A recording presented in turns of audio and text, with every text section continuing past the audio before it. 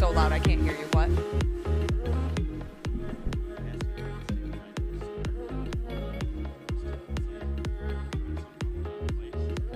Who's in each lane? But what do you mean there's no lane assignment? On the screen. Oh, okay, but I can obviously go through what the heat sheets is.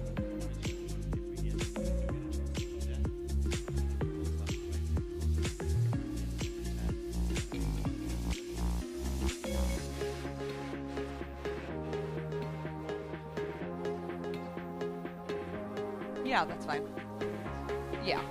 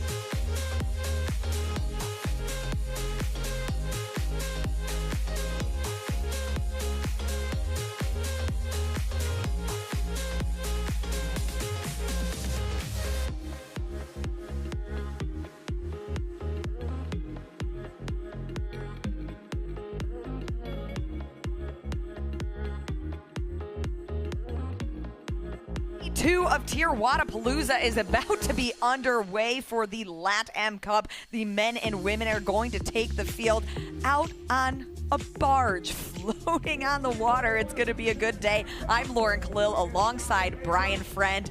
The rain has cleared up, the sunshine has appeared, and a perfect scene for these athletes to be out on the water today.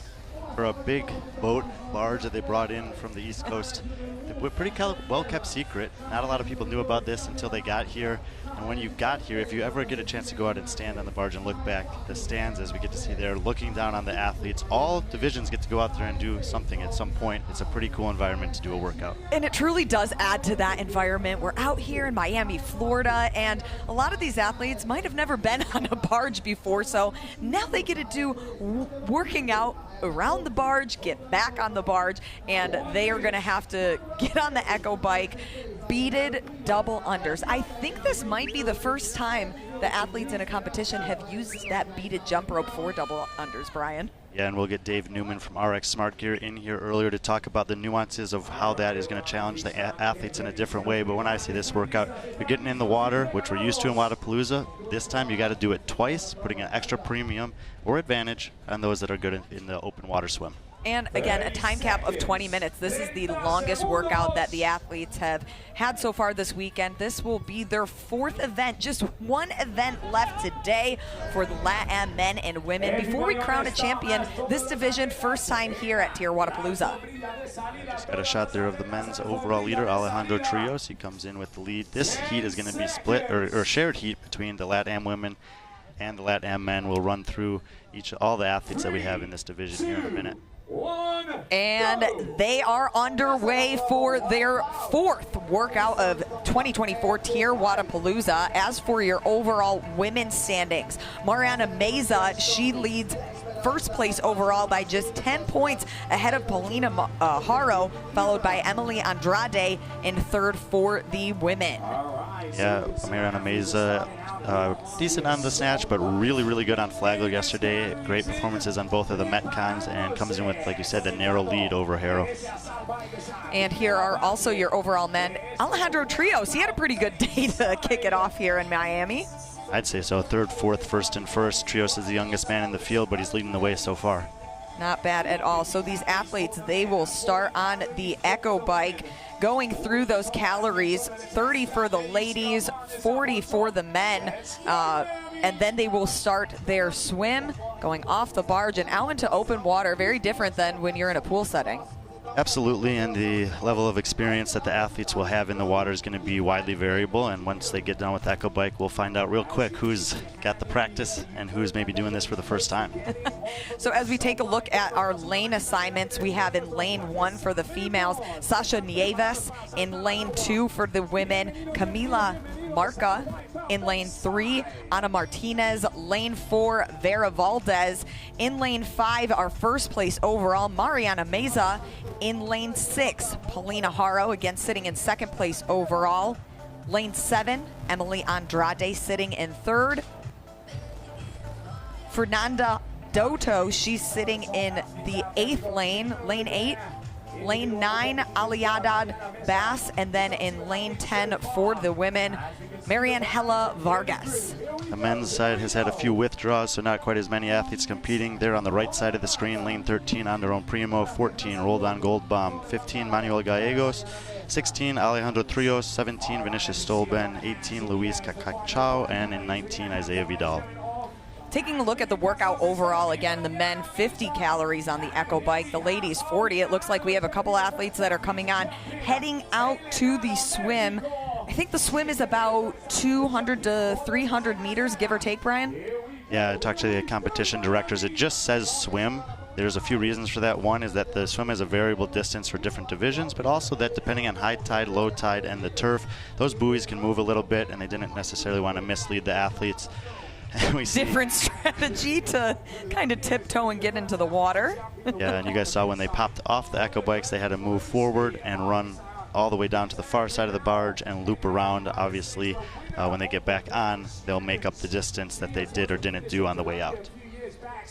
And it's also good that it is a calmer day out on the open water today. No big waves, which will keep that barge just a little bit more steady for these athletes as they make it through their fourth workout of the weekend. Yeah, and huge separation already. I wasn't actually expecting this. I thought most of the athletes would get done with the calories at a relatively similar time, but we've seen a full minute disparity from the top athletes to the bottom on that first set, or the only set on the Echo Bike. Again, under 3.5 minutes in, 20-minute time cap. As athletes start coming in from the swim, that's when they will get through 150 beaded double unders. There's another nice element about the way that they've set up the Bayside stage this year with the barge. If you've been to Wodapalooza or watched the coverage in the past, you know that usually that ramp goes away from the stands and then the athletes swim out, further and further away. Here, they're basically swimming parallel to the shore, and I think especially as the elite divisions start to take the stage here, that we're going to see fans lining that boardwalk or that seawall, and therefore having a much better advantage of the swim than they have in the past. And when we look at swim workouts, sometimes, especially if they started the workout with the swim, just a mass entrance of athletes. This way, at least for this heat of the men and women, we have been able to see nobody having to fight for space out there. No, but it looks like for this division, they're just going out to that first buoy and back, so we have bodies moving in both directions, out towards the buoy and then back towards the barge there. Yep, and in just a moment, we will see our leaders return back to the barge and continue with the workout, headed into those 150 beaded double unders as soon as the athletes come up. We think that is Haro. She was the first one in the water. She's wearing the full suit purple, so we'll get a check here when she gets out. I do think that is her. She comes in second overall, as Lauren had said, only 10 points off of the lead. And actually, it's not her. She's wearing the full piece, so we'll look for her. Haro is second coming in on the barge. We'll check in and see which lane our first I think athlete. that is actually Mariana Meza, the overall leader for the competition. We'll verify that when she gets to her lane, but I believe that is her. As we mentioned yesterday, once they were the snatch was out of the way, which she was third place on that, but first and second on Flagler, she's really looked like the class of the field so far. And when you look at a workout like this, knowing that there's only one left of the day, earning points on this, they're going to be everything. Yeah, I mean 20% of the points every time, for the entire competition, every time you take the stage, and so. Yeah, I mean, we saw her basically crush the upper body gymnastics yesterday. Very good in the swim as well. And that's trios on the right side of your screen. So both of our overall leaders. Well, that is Isaiah Vidal, but I believe that trios was the first one out of the water. Now several athletes moving on to their beaded double unders. What is a different strategy that they might take using a beaded jump rope versus a normal jump rope, Brian?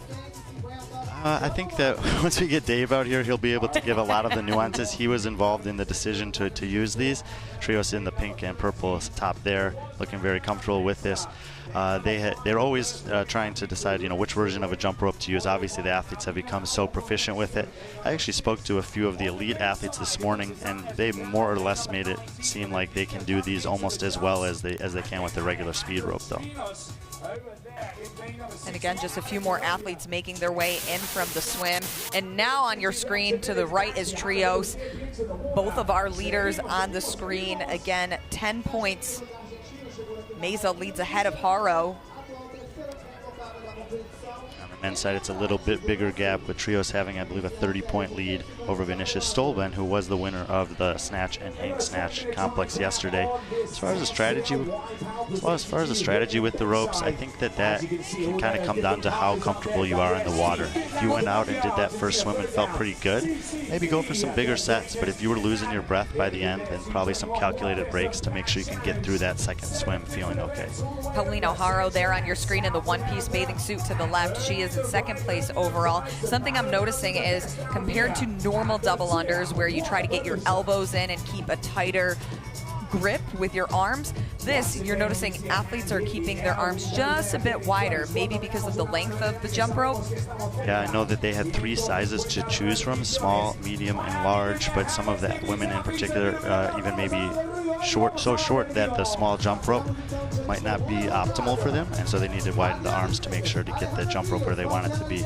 And trios now moving on to his second swim. Oh, went the wrong way, needs to get off the barge on the other side. This will be his second of 2 total swims. As he makes it back to the barge after this final swim, he will then advance to his 500-meter assault runner, and as soon as he hits that last meter, no run to the finish. That is when the clock of the 20-minute time cap will end for him and the other athletes.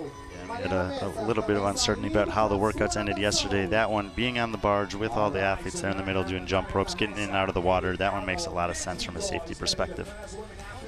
This is a great shot here to see the distance that they have to traverse, and obviously we saw trios come out of 16, go all the way down and around, and then when he comes back, it's a much shorter distance, the opposite being true for the athletes that are in the farther lanes. And there's Meza returning into the water. A couple of other athletes getting into the water. Again, second of 2 swims that they will have on beautiful open water here in Miami, Florida. I have to imagine for Mariana there that as she was getting in the water and saw another body come in and she realized it was a guy, she's like, you go ahead. Yeah, you take your time, or I'm going to take my time. You can get out there. Well, I mean, it's not a direct competitor of hers, so, Well, and that's one of those things. The last thing you want is an athlete to swim over you or get caught kicking somebody in there and then just frazzle you. Sasha Nieves there making her way carefully down there. Obviously, having to already been in the water, they're a little wet, the barge's a little wet, so probably most athletes being a little bit cautious there is a good thing. Nieves didn't have the day that she would have wanted to have yesterday. She's sitting at the bottom of this division, so seeing her up here towards the top of this one is a nice and refreshing thing on day 2. And again, overall leader of the day, of the weekend, Mariana Meza. She finished 34th at Wodapalooza last year with a team. So her first individual appearance here. And one of the athletes here, she needed assistance from the kayak to get back, so we'll try to get some more information on what happened after, as she now has... Looks like probably a calf cramp to me. Which is, if you're out in the ocean and that happens, it can be scary, quite frankly. You panic and whatever. So good that the kayaks are out there. That's exactly what they're meant to be doing. So good to be able to get her back to the shore safely. And truly is, that's one thing that I think TYR Wodapalooza really prides themselves on, is putting the athletes first, having the safety component, and also teaming up with the PFAA this year, I think is another stamp of approval, showing that they are truly trying to put the athletes first. Yeah, and that's something that, Brent Fikowski, Pat Vellner, and the other members of the PFBA have been hoping for a long time, is to develop these partnerships with competitions. As you mentioned, TYR Wodapalooza has done that this year. Representatives of the PFAA are here on site, and so they're watching and trying to make sure that exactly that it's not just the elite divisions, but all the way down, that athlete safety is something that's being factored into the programming and the layouts of the workouts. And if this is your first time tuning into TYR Wodapalooza, watching the LATAM Cup, this division is brand new this year. These athletes qualified from all different competitions throughout Latin America. They're on your screen now. Alejandro Trios, he is leading the way for the men. This is his first individual appearance at Wodapalooza. He will now advance to his final component of the workout, a 500-meter assault run. Isaiah Vidal hot on his heels, and Maria Meza, the leader for the women, right behind her. I was curious to see with Trios there, and I've been curious about this ever since I saw this workout, if any of the athletes would choose to slip the shoes on before getting on the runner. In this case in particular, being the leader coming in and also the leader in the event, I think you can afford to potentially take those few seconds to do it if you want to, for both Meza and Trios, but I'm not sure if they plan for it or not. Well, both of them have such a strong lead against the rest of the division right now that they would have had time to put shoes on, but when you don't know how things are going to play out, it's just got to get on the runner and finish this workout, Brian, and both of them are going to be well under that 20-minute time cap. They did put shoes on. Those look like Crocs. Well, fast transitions for sure. You just slip those babies on and run with them. A lot of... Well, do you think this is a LATAM thing, or are we going to see a lot of Crocs on the runners today? Very interesting choice of footwear. I've never tried that before, but... I mean, good to not soak up water. Maybe that's not Vidal. Yeah, Vidal has some shoes on. Everyone seems to be putting the shoes on. I actually know from some training that I did up at Mayhem last January after Wodapalooza that Rich and the guys up there often do practice running without the shoes on every once in a while on the air runners. And I'm pretty sure that we will see people run without them as well later on. And here, both judges' hands in the air, counting down the 500-meter run. Trios is almost done. Just about 13 minutes in, big smile on his face. He knows that he is about to end the event win for the men LATAM Cup here. Just getting through it. I don't know that I've ever smiled that hard at the end of a workout, but he's loving it. Especially one that ends with running. And there he is, hands up in the air, proud of himself. Trios, another event win, sealed the deal from him. Just over 13 minutes. Meza also on your screen to the left in the purple bikini. She is finishing up her 500-meter run. Well, and for Trios, on the right is Haro. For Trios, that's 3 event wins in a row, and he had a 30-point lead coming in. We'll keep track of Stolben, who is the closest man to him, but that lead is going to extend. And here we go, one finger up in the air for Meza. Now there comes her smile. Didn't hold it nearly as long as Trios, but she's still showing us that she's about to lock it in. Again, just under 14 minutes. She is done, 13:52 unofficial time for Meza. Another event win, and she will lock in more points for the LATAM women. Haro's about to finish up. Her judge's hand is in the air. She is all the way to the left of your screen in the purple and black one piece. Well, and the nice thing that we were able to work with the judges here as well, so they're doing the 5-finger count on 500, 400, 300, 200, 100. So if you're looking for that, check the fingers when we get those close-ups to see if they're getting close to the finish, and they should be dropping the hand to signify the time at the completion of the workout. especially since the athletes won't be doing the run to finish. If you look at the judges' hands, that will signify when they get done. Just another component of the safety factor that TYR Wodapalooza takes into consideration here. I think in the blue sneakers that we saw kneeling down there on the finish line was Anderon Primo. He was pretty close with Isaiah Vidal. So Primo either for second or third on this one for the guys. Anderon Primo looking to try to get into contention for a podium spot. I have to say he was probably one of the favorites coming in, but he's down in 7th place after one day. And at this point, all of the women are out of the water onto the assault runners. We have a couple of men still out in the water before, little trip, no worries though. We didn't need to have a run to the finish. His clock will start just after 15 seconds. Couple hands in the air for our LATAM women as they finish up their 4th event of the weekend. That was Stolben there that had just crossed the finish line. So we had Gallegos, Vidal finished, Primo finished, Trios finished first, excuse me. I think Gallegos did get in ahead of Stolben, so he might have been 5th there, which means that gap for Trios going into the final with only 7 men remaining in the field could be potentially even out of reach. And I think that's Dodo to the right in the red, and Andrade with her hand in the air as she finishes her last 100 meters. Yeah, both Dodo and Aliade Bass off screen there hugging have finished this one. On the left you see Haro sitting on the screen, and there you see, I'm not sure what the judge was doing there. Yeah. Hit the stopwatch, put the hand up, but Dodo close to the finish either way. And it looks like most of these athletes are going to finish under that 20-minute time cap. We are just 16 minutes and 15 seconds in to the workout. That was Luis Cacachao on the screen there. This is Martinez in the pink, and Vera Valdez, I think. Marca on your left, or Marca and Hernandez. That's definitely Ana Martinez in the pink top. And I think the lanes are counting to the right. So right side is probably Vera Valdez there. Sprint to the finish, though. We haven't seen this yet. Both judges with one finger in the air, so we'll look for the hands to drop. Like, maybe that is 2 fingers on the right. Yeah, that looks like 2 fingers on the right one. Yeah. Everybody has a different way of holding their fingers in the air, and she will finish again under that time cap, just under 17 minutes. Yeah, Ana Martinez getting the job done there. And this is Cacachao for the men. I think he's the last one on the runner. And if you're the last one on the runner, you can't get any more points. No, you might Cruise it in, enjoy the view. It's gonna, you don't get to compete in this kind of environment very often, so may as well soak it in. I think that is Valdez in the background that it's now finished, and maybe that's it for all the ladies. I think all the women are finished. It looked like at one moment we did see somebody else coming in from the swim. Possibly not. We'll confirm in just a moment if we get a wider shot here of the field. It looks like we have 3 athletes still on the runners finishing up. 2 athletes still on the runners, both in the male LATAM Cup division. Gallegos is still out there, and Cacachao. Gallegos on the left and Cacachao on the right, as we had seen earlier. All the women are done. I actually spoke with someone who's involved with the scoring team out there, and they had said that through all the divisions today, there was only 1 athlete in any division that didn't beat the time cap. And in a workout like that, I actually love to see that because it makes it really easy on the scoring team. It would be tough if everyone's out in the water. Points, yeah. On the How air you runners. calculate that, it leaves more room for questions. So just about under 100 meters left here.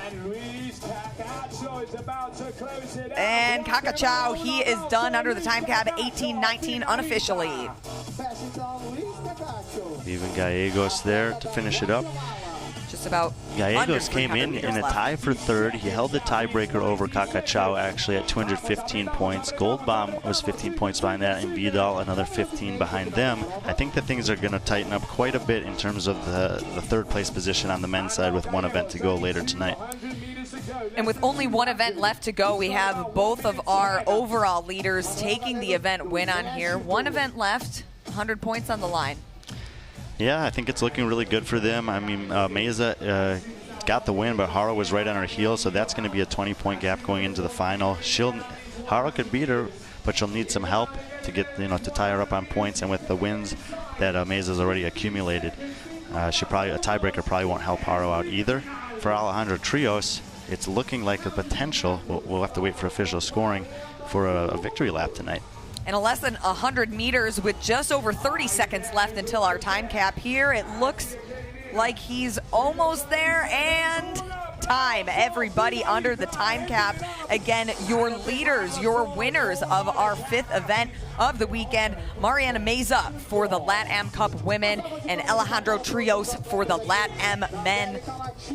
Hanging on to the overall leads, Brian. Again, Alejandro, this is his first year at TYR Wodapalooza. Not a bad kickoff to his debut. No, not at all. We mentioned that there was a big disparity from the first to the last athletes off the bike. Trios was amongst the leaders getting off there. He looked really smooth. Did take a couple breaks, but they seemed intentional on the jump rope. Didn't get it. You know, it's always hard to film a lot of the waters, but he didn't seem to give away anything there either. And he got a celebratory run to the finish for his 3rd consecutive event win. It's good to see how his facial expression progressed throughout the workout. Very stoic at the beginning, looked cool, calm, collected, then excited. And there, Mariana Meza, our other winner for the LATAM Cup women, way ahead of even the men in the water, Brian.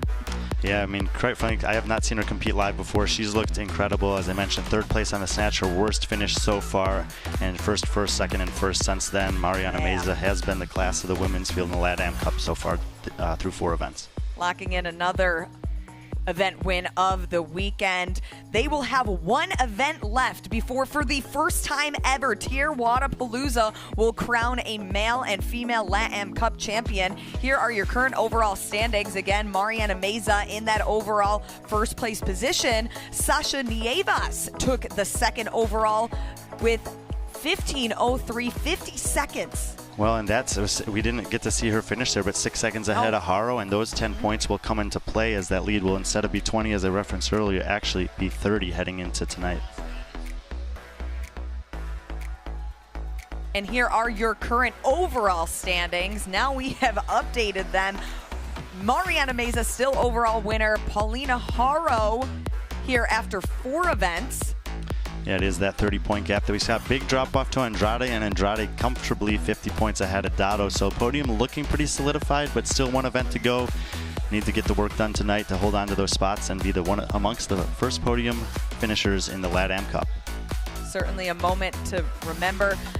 We will continue to update our leaderboard for the men's overall standings, but the women, elite women individuals, will be coming up next. We'll see you then.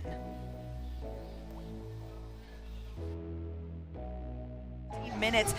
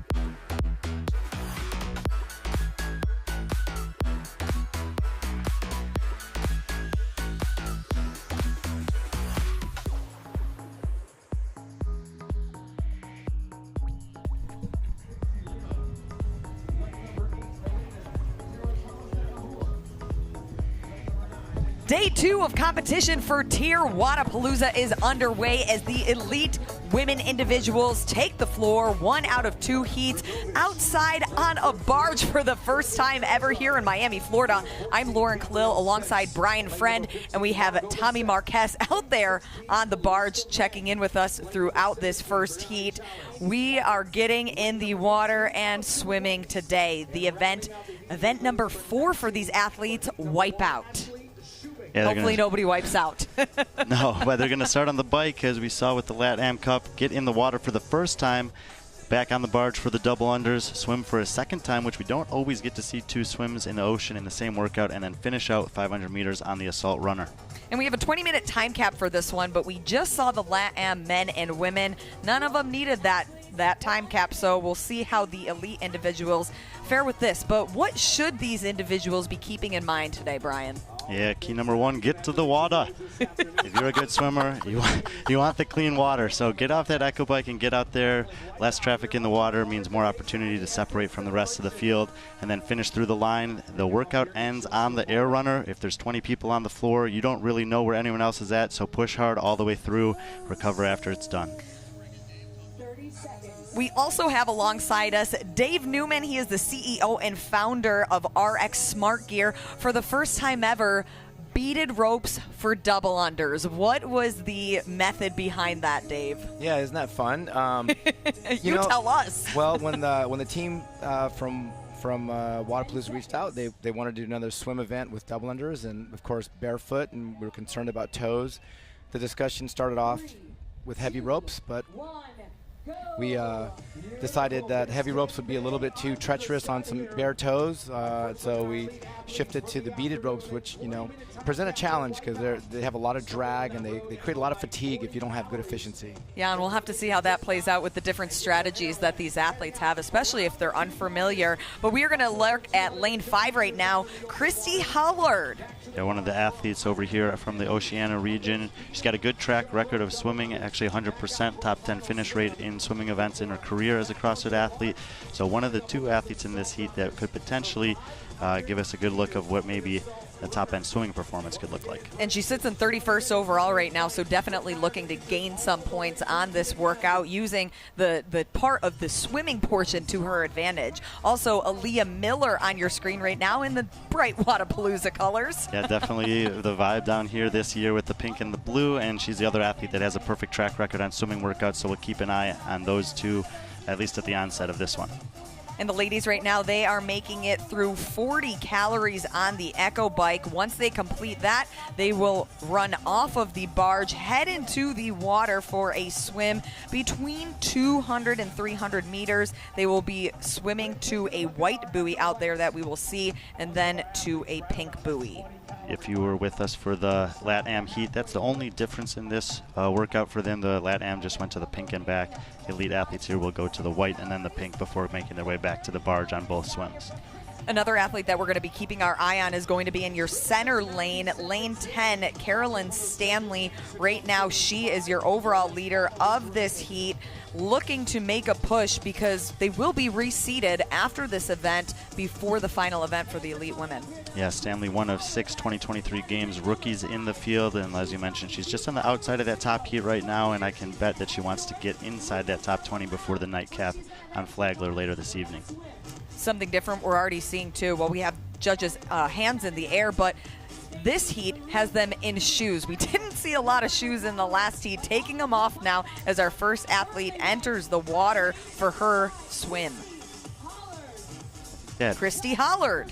Yeah, and that makes sense. You want to try to, like I said, if you're a good swimmer, you want to try to get out in front. That open water will definitely be an advantage, and if she is one of the best swimmers in the water, expect her to actually extend that lead once she gets out there. So we got a couple of athletes getting off of that calorie swim and entering the water. Ooh, Freya aggressive. Moosberger, okay. Did you see the dive action? She got ahead of Hollard there just from that alone.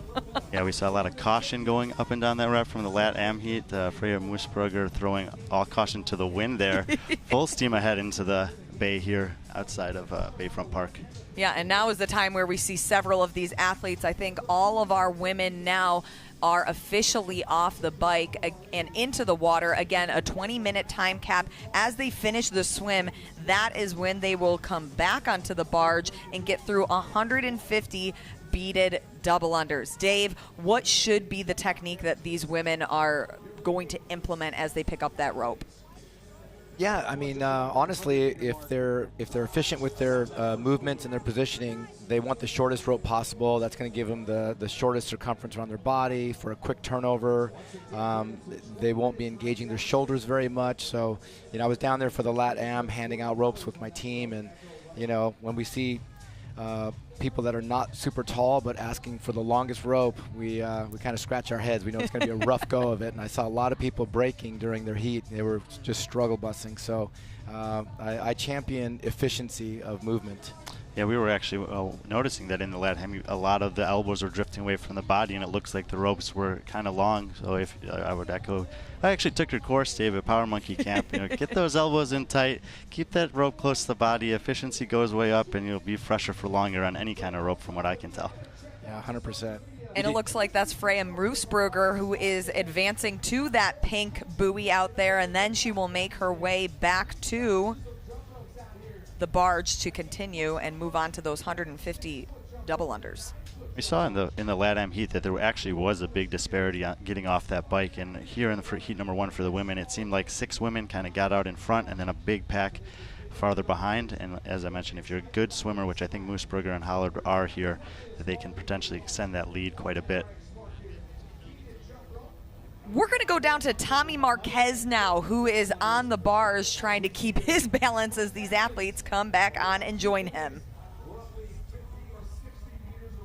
We got about those top 5 athletes right now, heading closer and closer to the ramp. Guys, just a quick note that in the last 15 minutes, they decided to actually make the swim length longer. Because of the speed of the Lat-Am Cup, they decided to adjust the swim so the athletes will actually have a little bit more time in the water. Something to keep your eye on, especially for the athletes that are accomplished swimmers. And that is actually Emily DeRoy, I think, getting out of the water first. And she may have been the athlete who made that aggressive plunge into the water. Emily DeRoy, one of those 6 Games rookies that qualified to the 2023 Games, but we didn't get to see them swim this year, so didn't really know that she would be a great swimmer, but she pulled well ahead of everyone else there. Yeah, and she was sitting 36th overall heading into this workout, so certainly one that she wants to make a big push to jump up on the leaderboard. Dave, now she has grabbed her jump rope. Take a look at her technique and let us know what her strategy might be. Yeah, well, there we go, tripping already. I mean, we like to see elbows pulled back a little bit. That's my big cue. When I see a lot of straight arms, then I know they're overusing their shoulders. Like, you really want to feel like you're flicking water off your hands, and it's a real snappy movement. So you can see there, she's really locked out with her elbows. That's all shoulders, so that's going to catch up to her. In this case, they may actually be flicking water off their hands. Good point. Touche. Is there a big difference in the technique between using a beaded rope and maybe a drag rope or just a normal double under rope? No, it really shouldn't be. I mean, your technique should be pretty true throughout all different, just straightforward jumping, singles, doubles, triples. Yeah, you really want to maintain the same efficiency and same positioning, and that's the nice thing is that you can just, reinforce what you already know how to do if that's something you've been working on. And DeRoy now, she has made it through about 40 of her 150 double unders. Hollard behind her. Now Hollard passing her, 50 of her 150 double unders. Lerum in that 3rd place overall. Moosbrugger 4th, and Rethwill in 5th. Yeah, that was that lead pack that got into the water early. And we'll see here, Dave, if they're able to maintain that lead. These seem to be the best swimmers. I think they did kind of take that approach of pushing the bike a little bit to get that clear water in the ocean, and now it just comes down to execution on the ropes. Yeah, Emily Lugman looked, Rethwill looked fantastic. She, less is more, so less movement, less body parts, engaging. It's more efficient for sure. So that's what we're always looking for. And she's from your neck of the woods over there in California. You work with those Invictus athletes quite a bit. Spent some time with Emily. Yeah, she's a great athlete and a good student. And here Hollard still in first overall for this workout. She is about 50 reps left of her double unders before she will go back off the barge and onto her second of 2 swims, and then approach to a 500-meter run on the assault runner.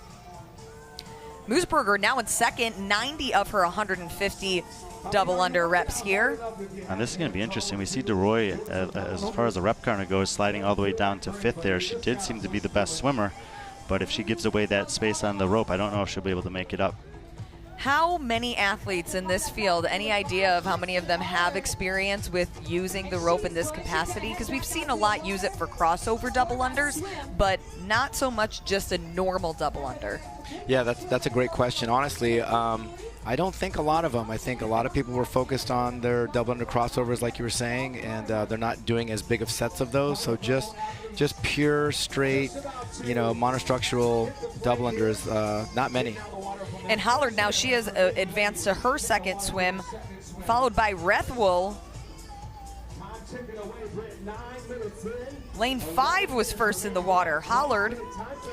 Yeah, and I like to see that. You have a workout like this, on paper it looks like a swimming heavy workout, just thinking about the amount of time that it takes in the water there, but obviously the skill of the double under.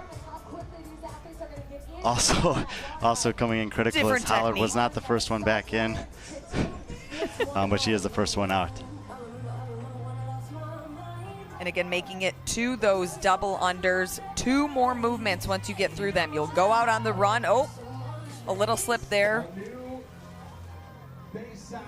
And for Christy Hollard, I mean, she got into the water early, and we saw DeRoy take that aggressive dive in and surge past her. She knows that Emily DeRoy is back there, and so she wants to try to get out as far ahead of her as she can before she comes into the water after her double unders. Lane 3, DeRoy, she's going to be your athlete on the right, and then Hollard was the athlete on the left in that swim. Yeah, and if that is DeRoy, maybe the rep counters were a little behind there. She was definitely not 60 reps behind if she's already caught her in the water. It looks like she is making moves ahead of her. Yeah, and I mean, Emily DeRoy, we're getting to see right here that she is a tremendous swimmer. And the athletes will make it around the white buoy, and then they will have one more buoy. It will be a pink buoy before they can swim back to the barge, get back on the floor, and onto the runners. We've had his history over the years of some Oceania athletes, particularly on the women's side, doing extremely well in swimming events. And in Heat, one of the women here out front, 1 and 2, both athletes from Australia. Margot Massett in the hot pink shorts.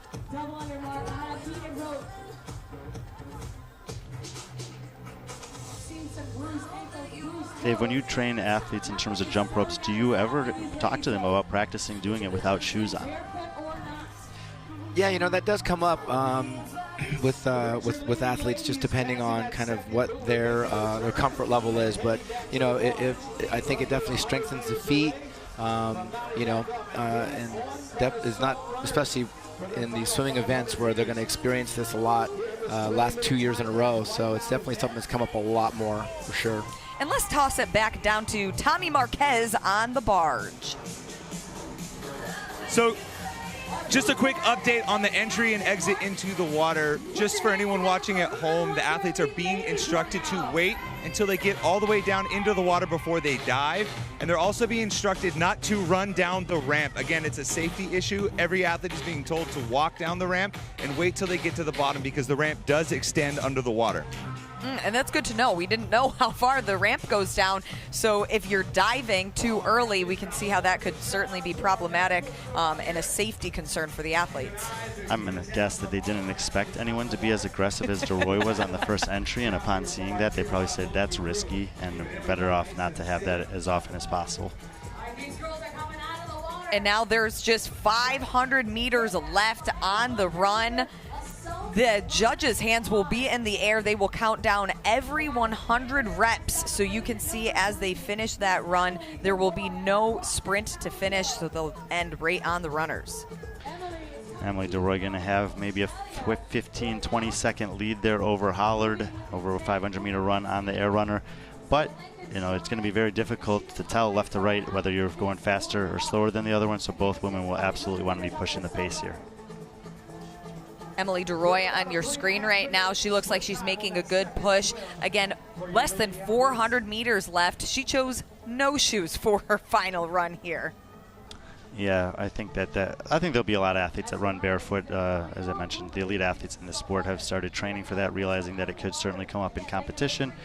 And I think also some of these Australians that live and spend a lot of time down by the beach, they just like being barefoot. Less than 300 for DeRoy. Only 2 ladies are into this 500-meter run. The rest of the women are still out on the swim.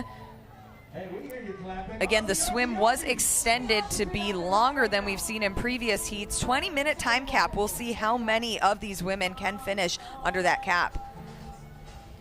Lane 11, Freya Moosbrugger now on her 500-meter run, just advanced off of the swim. Dave, from what we got to see of the athletes here in Heat 1 on the jump rope, do you think they handled it about as well as you expected, better or worse?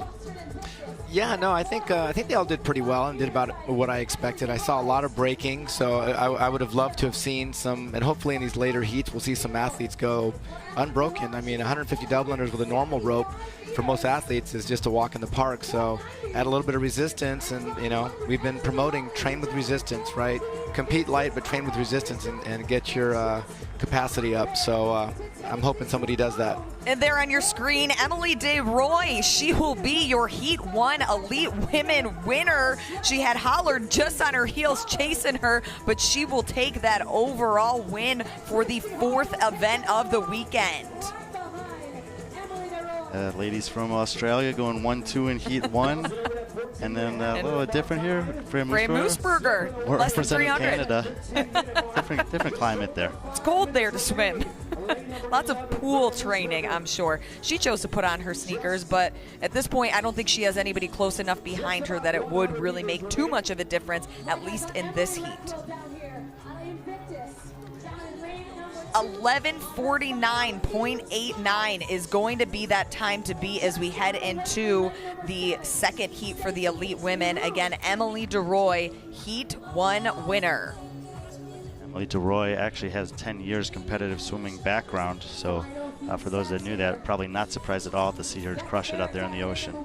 Freya Moosbrugger on your right of the screen. She has less than 100, and then Ashley Shoemaker on the left of your screen. Sprint to the finish. She edges out Moosbrugger. Or I'm sorry, Emily Rethwill. Emily Rethwill finishing up on the right of your screen. And then Becca Merritt now with less than 400 meters left on her 500-meter run. Yeah, we got, I believe, 5 athletes spread across the barge that are on the runner. Merritt in 1, Liram, Karatala, and Torghini in 7, 8, 9. Also running down in lane 15, Margot Masset.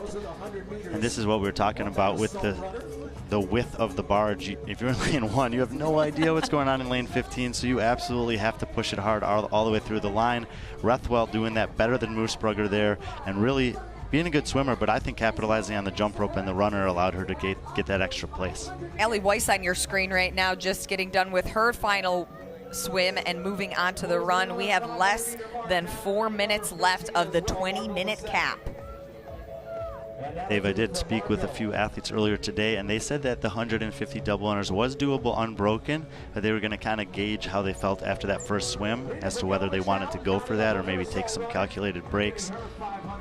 Seems reasonable enough to me. Oh, absolutely. I don't envy them. I was literally just thinking that, watching them hop in the water, just thinking how fried their shoulders have to feel. So very impressive. Well, and the breathing too, I think that's something that maybe more the recreational CrossFitter doesn't understand, is most of these athletes are actually able to, if they have efficient technique, recover their breathing while doing double unders. Becca Mara on the left of your screen, just finishing up.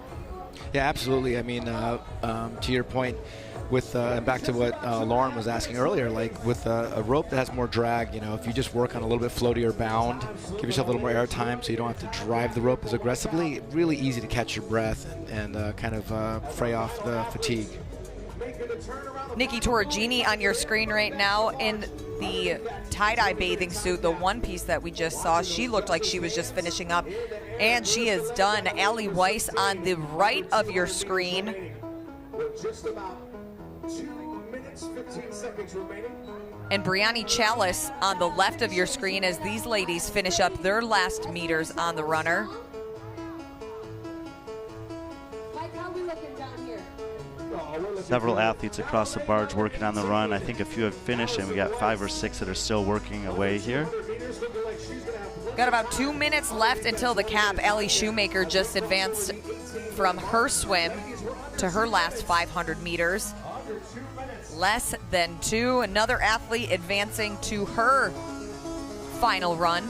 Lista Lang and Allie Weiss both just finished up. They're the athletes we have been watching there for a while. On the other side of Shoemaker, you see Weiss there bending over. Shoemaker did put the shoes on.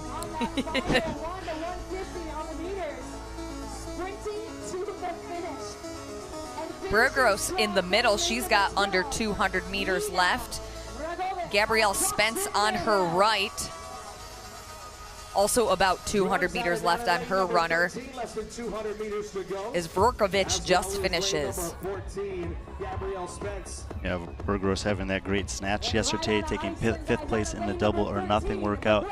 And 16 years old, Brian. She just turned 17 sets the games. No, I talked to her this morning. She says really? she's 16. Oh, her coach misled me on Instagram.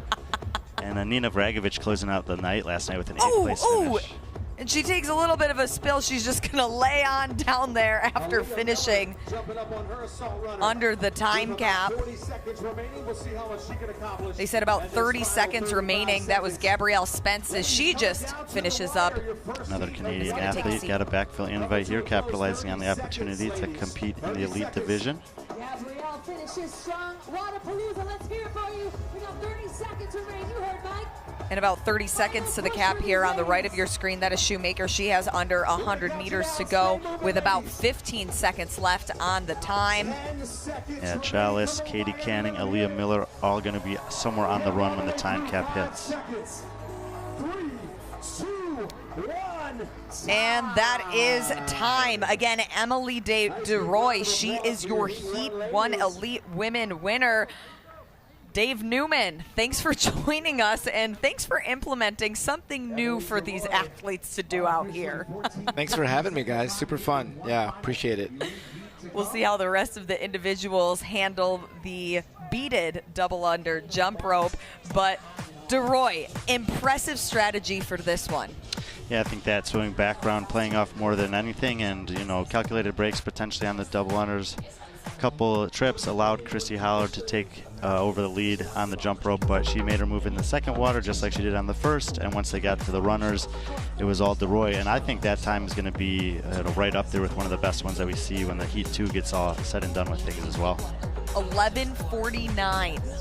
Yeah, we'll forget about the decimals. We'll let Competition Corner handle that. 11:49 is the number that we're going to be looking at. Time. And Emily DeRoy, no swimming at the games this year, so we didn't get to see that excellence that she clearly has, but grateful to get to see her do that here in Heat 1 in Wodapalooza. And here are the results. Yeah, 11:49, Emily DeRoy. Freya Moosbrugger behind her, 13 minutes overall. 14 minutes for Christy Hollard in that third place overall position. Several athletes were able to make it under that 20-minute time cap, even though they added a little bit of additional swimming. We will have the Elite Women Heat 2 that will take the floor next. We'll see if Heat 1's time can hold up.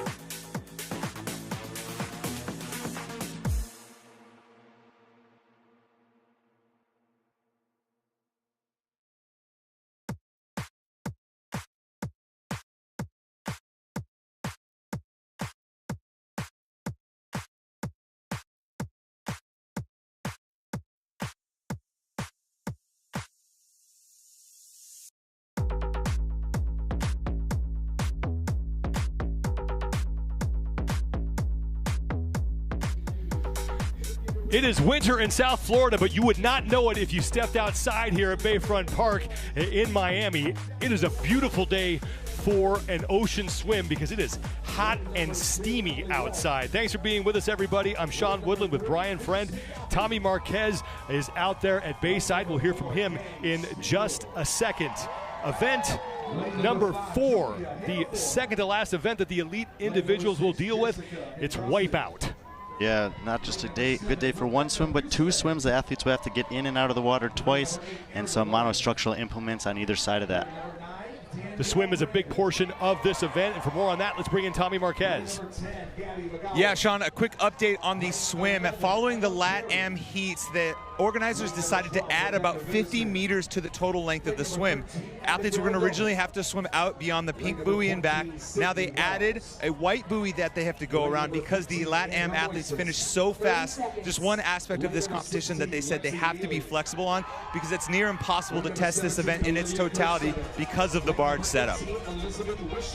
You've had a chance to watch a couple of heats of this with the LATAM Cup and now with the elite individuals. We'll get to the keys in a second, but Gabby McGowa in lane number 10, she comes in as your overall leader, 270 points, but she's only 6 up on Emma Carey. Yeah, she hasn't done anything flashy, 4th, 3rd, and 7th, but it's been good enough to be consistently better than everyone else. As she's the leader, we'll see if she can have another solid finish here.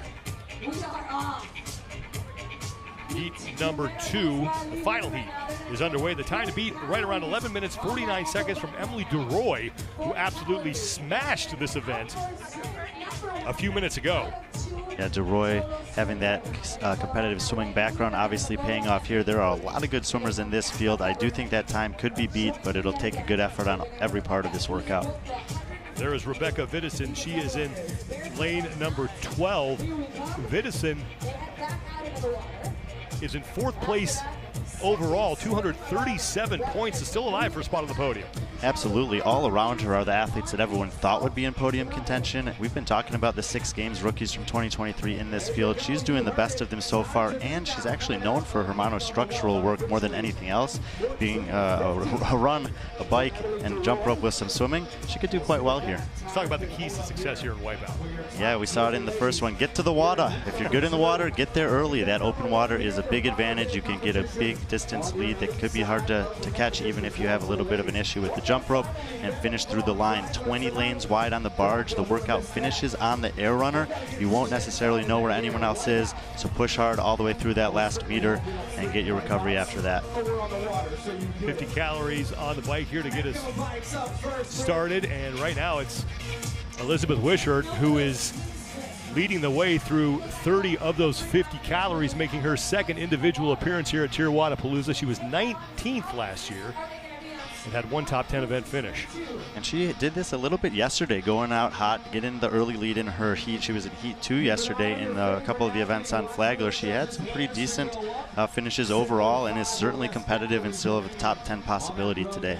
Wishart on the far right side of your screen. She's down there in lane 18. A hand starting to go in the air. That is Emily Rolfe, whose judge's hand is in the air. She gets set to close out her 50-calorie ride.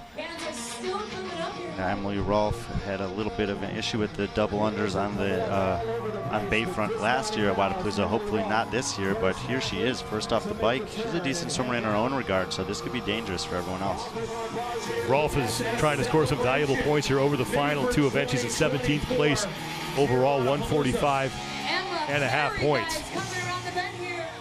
I think I saw Emma Carey there hop off the bike 2nd, but because of all the running distances being variable, you know, that doesn't necessarily mean she's going to be the 2nd one in the water. About 12 women are off the bike right now, unofficially.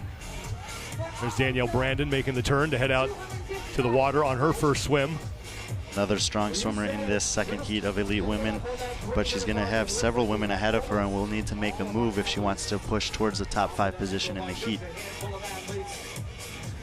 So it's Rolfe in first, Emma Carey 2nd in the water, and Julia Hannaford will be 3rd in. She had an impressive start to the day yesterday. Yeah, we knew that she was strong. She put a big number up in the snatch and held her own out there at Flagler. We saw the Australian women have 1st and 2nd finish in heat number 1, and she also out to a good start here. Emily Rolfe 1st into the water. And working her way out to the 2 buoys where she will then turn back towards Bayside. And then it's the 150 double unders with that beaded rope. Yeah, we had the pleasure of having Dave Newman up here for the first heat, giving a little insight into the decision-making process and also the way that it's not a new implement, but a new use of the implement could potentially impact the strategy and the execution of the athletes in the middle part of this down and back style chipper. Emily Rolfe coming off a career best finish at the CrossFit Games. She was 12th in 2023. This is her 4th individual appearance here at TYR Wodapalooza. She was 9th here last year. In fact, 9th the last 2 years at TYR Wodapalooza. Yeah, she's been super consistent. I believe she was 10th just before that, so pretty much always around that 10th place position. But I think this year potentially can maybe improve upon it. A big finish here would go a long way. Emily Rolfe has been passed for the lead. We'll have to see who that is when she emerges from the water, but Emma Carey was close behind her when they got in the water. We don't think it's Emma. Emma Carey's not wearing a swim cap, so we'll have to see who this athlete is when she comes out of the water. But now Emily Rolfe falling back into 2nd and now being threatened to fall back into 3rd. Eric, I have a report on the history of this program if you want. And this is a tight heat of women. There's about 7 or 8, 9, 10 of them all rounding this buoy within 10 or 20 seconds of each other. And that execution on a double under could come up as a premium here. Let's bring in Tommy Marquez. Thanks, Sean. Fans who know their Wodapalooza history may recognize the barge from way back in 2016, although it's a little bit different with a new look. Talking to the organizers, said they wanted to pay homage to that original test where athletes had to swim in the water twice. They actually had to start on land, swim out to a barge and do some work, and then come back. That's why they have multiple water entries this time around, but they felt like it was a much better option over have them do all of their work on the barge most of the time. And we've got him coming out of the water right now. Leader's starting to come back out, trying to figure out who that is coming out of the water. And we'll wait till she gets to her lane because we'll be able to figure that out. It's Grace Walton in lane 19, someone who you said earlier wouldn't shock you if she did really well in this event. Yeah, another one of those athletes who've made the way over from Australia to compete. She's had good success in Australia and the Oceanic region, and I talked to a bunch of these athletes that it's great that they've made this commitment to come over here and test themselves against some of the best from the rest of the world. Ultimately, they want to get to the CrossFit Games, and these are the athletes you'll be going against there, so this is a great measuring stick. No matter how you do, you can go back with some information that you can apply to your training going into the 2024 game season. Well, Emily Rolfe is out of the water and onto her double unders left side of your screen, and she was the Heat 1 pliability pick by the fans. And listen, if you haven't already, get on the Heat 1 app. You can make your individual event picks for the team division. You'll have a chance to win $1,000, so still plenty on the line. A lot of fun to see how much you think you know about this sport, and 44% of the fans think that Emily Rolfe is going to take this event, but she's going to have to retake the lead from Grace Walton, who passed her on that first swim. Annie Spiegel there on the left. She's got a great history here at Wodapalooza in general, and pretty much a good swimmer in her own right. But man, this is a really tight heat across the board. Julia Hanford was right next to Danny Spiegel again. She's been impressive. But Grace Walton making her first individual appearance here at TYR Wodapalooza, coming off a third place finish at the Down Under Championship. Yeah, and she was right on the heels of Annika Greer and Maddie Sturt out there, both of whom are certainly competitive when it comes to CrossFit Games spots. So I think Grace Walton is an athlete that we can be looking to potentially push for one of those qualifying spots out of Oceania, and learn a lot about her here against, you know, some of not just games athletes, but some top 10 games athletes that she's competing with. Well, Emma Carey is ripping through her double unders and has now moved into second place ahead of Emily Rolfe in this heat. The time to beat again belongs to another Australian, Emily DeRoy, around 11 minutes 49 seconds out of heat number 1. This is the 4th of 5 events that the individuals will face here at TYR Wodapalooza. You got to get yourself in position here before that final event later on this evening. Yeah, every time they take the floor, 20% of the points available are up for grabs, and so an event win in any CrossFit competition goes a long way, but even more so when there's only 5 scores available. Now, Grace Walton, who just ran in front of the camera, she's out by herself right now. The only woman moving back into the water for a second time, and she has a chance to really put some distance between herself and the rest of the field. She was not one of the top 3 women to get into the water on the first swim and was able to overtake Emily Rolfe for the lead in that portion of the event. This might be the most challenging part of the workout for her there, making sure she gets down that barge safely. Once she's in the water, we saw that she could be extremely good. Having to dodge some athletes who are making their way back up the ramp here. Well, and just a good visual of how far these good swimmers have separated from maybe athletes who don't have as much experience in the water. 150 double unders can take a couple of minutes for sure, especially when you're tired, wet feet, a new jump rope, and she's heading in as a couple others are just returning from their first swim. The top 3, Grace Walton, followed by Emma Carey. Now Emily Rolfe in the 3rd place. After this swim, it's back to the barge for the 500-meter run. You took a look at Danny Spiegel trying to get through her double unders. The top 3 are now on their 2nd and final swim. And Emma Carey is in 3rd place. She's in the bottom left-hand part of your screen. She's just behind Emily Rolfe, but you can see the lead now that Grace Walton is starting to open up here on the 2 women pursuing her. Now 3 women in the water behind her. Yeah, and Emma Carey is a young athlete. A lot of people know who she is. I'm still not sure that everyone knows how good she is. After the snatch, which she took 12th place in, which is totally fine in a field of 40, she's been 2nd, 1st, and 1st, and she's sitting 2nd overall, 3rd in this heat. She's a threat to win this thing later tonight. Saw Olivia Kerstetter making the turn to head out on the run. Olivia Kerstetter, another one of those young athletes that we've seen emerge not out of the teenage division straight into the elite field at the games and have some success there. And we've talked about in the first heat, Bjorgen's daughter having a top 5 in the snatch yesterday and getting a chance to test herself against some of the best in the world at 16 years old as well. Grace Walton continuing to lead on her 2nd and final swim. Walton in 18th place overall with 145.5 points. Her best finish came last night in Deja Vu Part B, where she took 10th.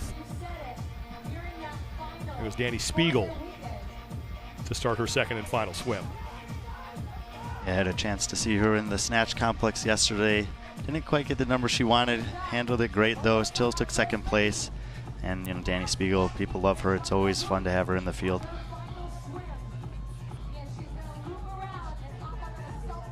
Looking at the time now, I'm not sure that time on Emily DeRoy is correct at 11:49. That we'll have to get that corrected, but we know that she did win heat number 1. That would have been a superhuman effort had she been able to get it done in that amount of time. We'll check on her official result. And always the times we talk about here will be unofficial, defer to the stuff that's on Competition Corner when everything's said and done. What we did know is that Emily DeRoy had a commanding performance in the swim and got the heat win, and Grace Walton appears to be about to do the same thing in heat 2. Grace Walton is just about done with her 2nd and final run. Meanwhile, Emma Carey has moved into 2nd place ahead of Emily Rolfe. Overall leader Gabby McGowan sits in 4th as she looks to hold off Emma for the overall lead. So Emma Carey, if this holds right now, could possibly find herself at least in a tie for that top spot heading into tonight's final event.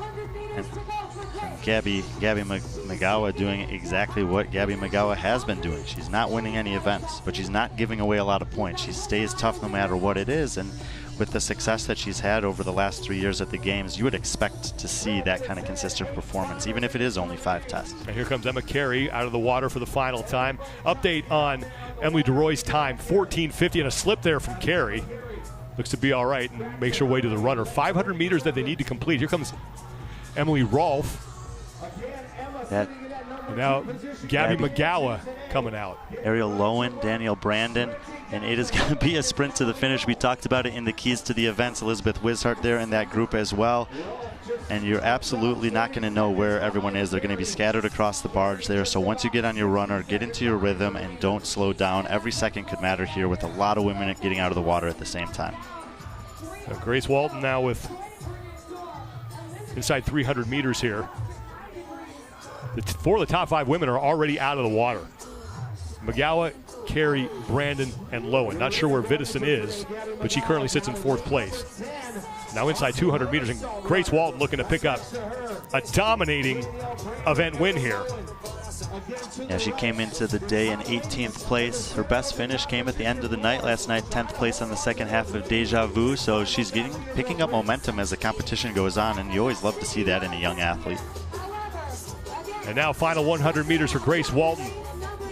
Looking to lock up 100 points and her first career event win here at TYR Wodapalooza.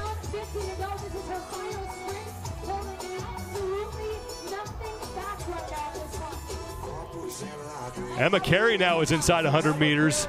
On the left side of your screen, Walton is done 13:49, beats DeRoy by nearly a minute.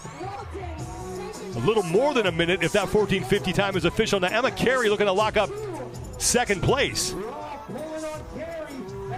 And Emily Rolfe is starting to gain on her, but Carey is done 14:07. That'll be good enough for second place. Emily Rolfe, if she can finish ahead of McGowan, which she will do, that looks like now Emma Carey could be your overall leader heading into the final event. McGowan is still on her run. And McGowan actually just finishing off camera, I think, in 4th. So we may have a flip-flop of the lead, but not a lot of points separating Carey and McGowan heading into the final tonight. It's going to be a showdown. Sydney Wells, 8th place overall, working through her final run. There's Danielle Brandon, who's in 3rd place overall, just 8 points back at Carey for first. She was only 14 back at McGowan, and now Brandon is done. So Brandon's going to cut into that deficit as well. And Sean, the final tonight has handstand walking. Danielle Brandon has 4 event wins at the CrossFit Games and handstand walking events alone.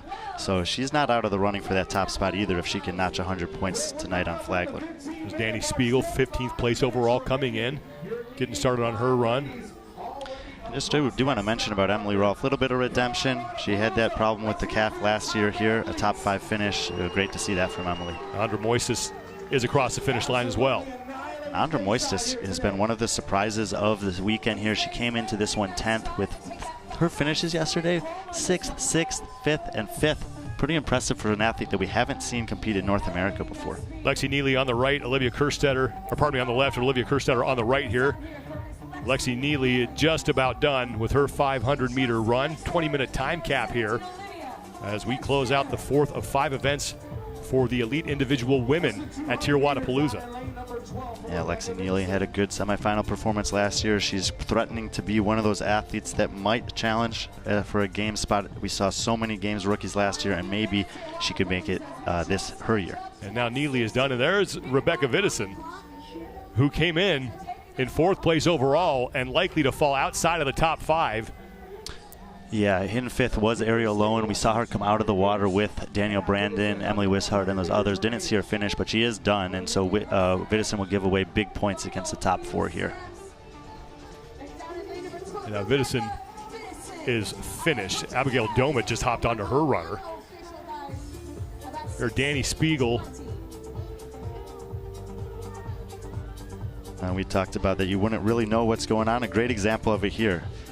2 athletes on the left going stride for stride, both with one hand in the air. Way down on the other side of the barge, another athlete at the exact same position. And you just got to put the blinders on and run to the end here because these, a couple seconds, there it is. One finisher gets it done ahead of the other 2 a few seconds later.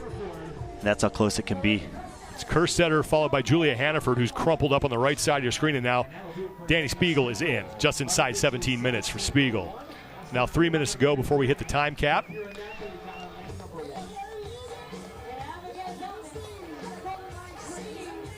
And I believe that is Fee Sagafi, who is just finishing up her final swim. Yeah, just trying to see. She's favoring a leg there or something. She was obviously coming in with the side stroke, not the traditional method that you would see in the water. Abigail Domit inside 200 meters. There's Rebecca Fuselier. Fuselier, a great open to the competition yesterday. Hit two impressive snatches. And then 3rd, 10th, and 15th at Flagler to be hang tough in the top 10. She's going to give away some points here, though, in the water. It was her worst event finish last year, but she has definitely made some improvements on the strength sides of things to put herself back in the mix in North America as well. Abigail Domit emptying the tank to get across the finish line, as is Rebecca Fuselier. So Domit is in, 18:04 and change for her.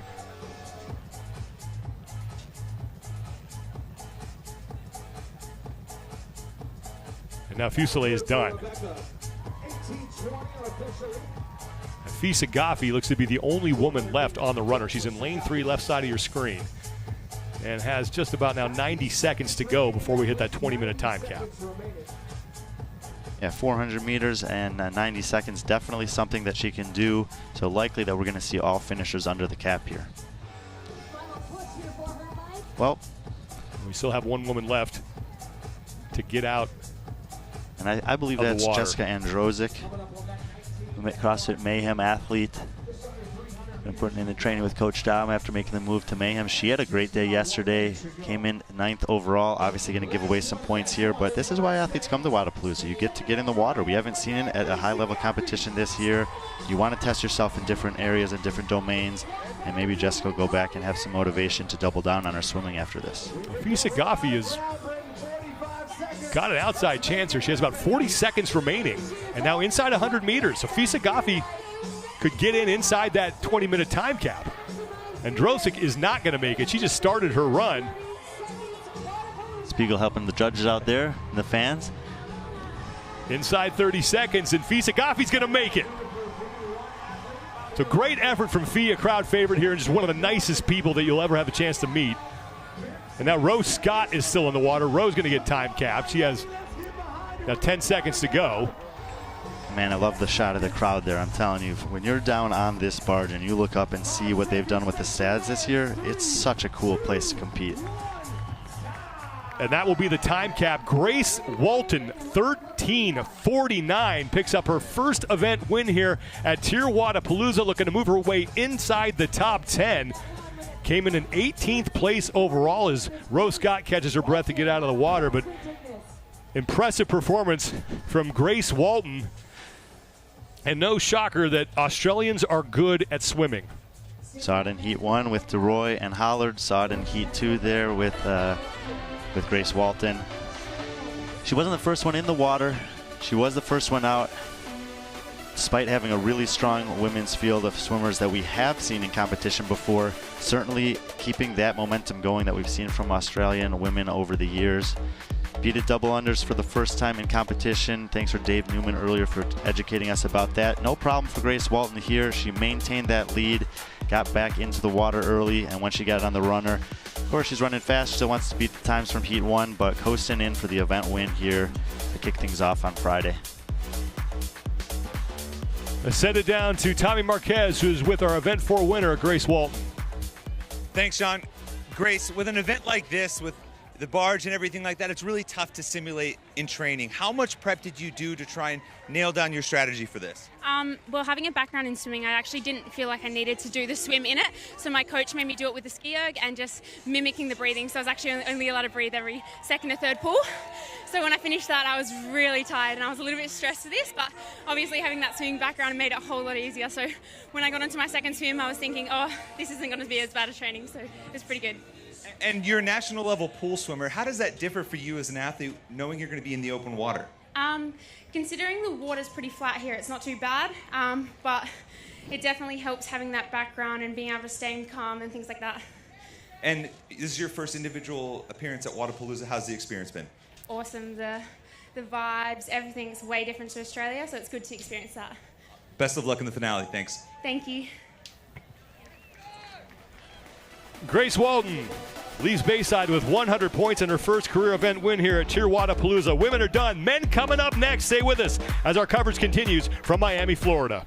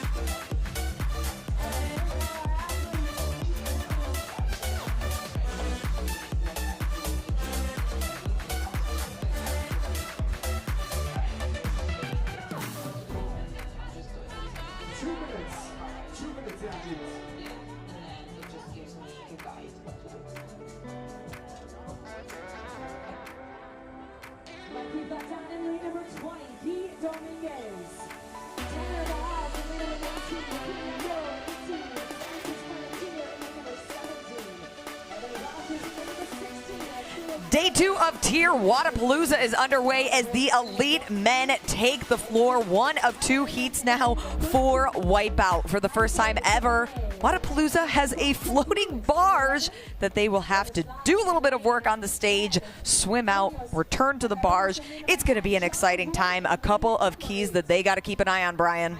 Yeah, get to the water early. That clear water for the good swimmers can be a massive advantage, and finish through the line late with the end of the workout happening on the air runner. Don't leave any doubt. It can come down to seconds, as we saw in the end of the women's heat for a few athletes. So don't give up till it's done. And we certainly see how important that swim is. They're going to do a little bit of work on the machines, some beaded double unders with the jump rope and a swim. Yep.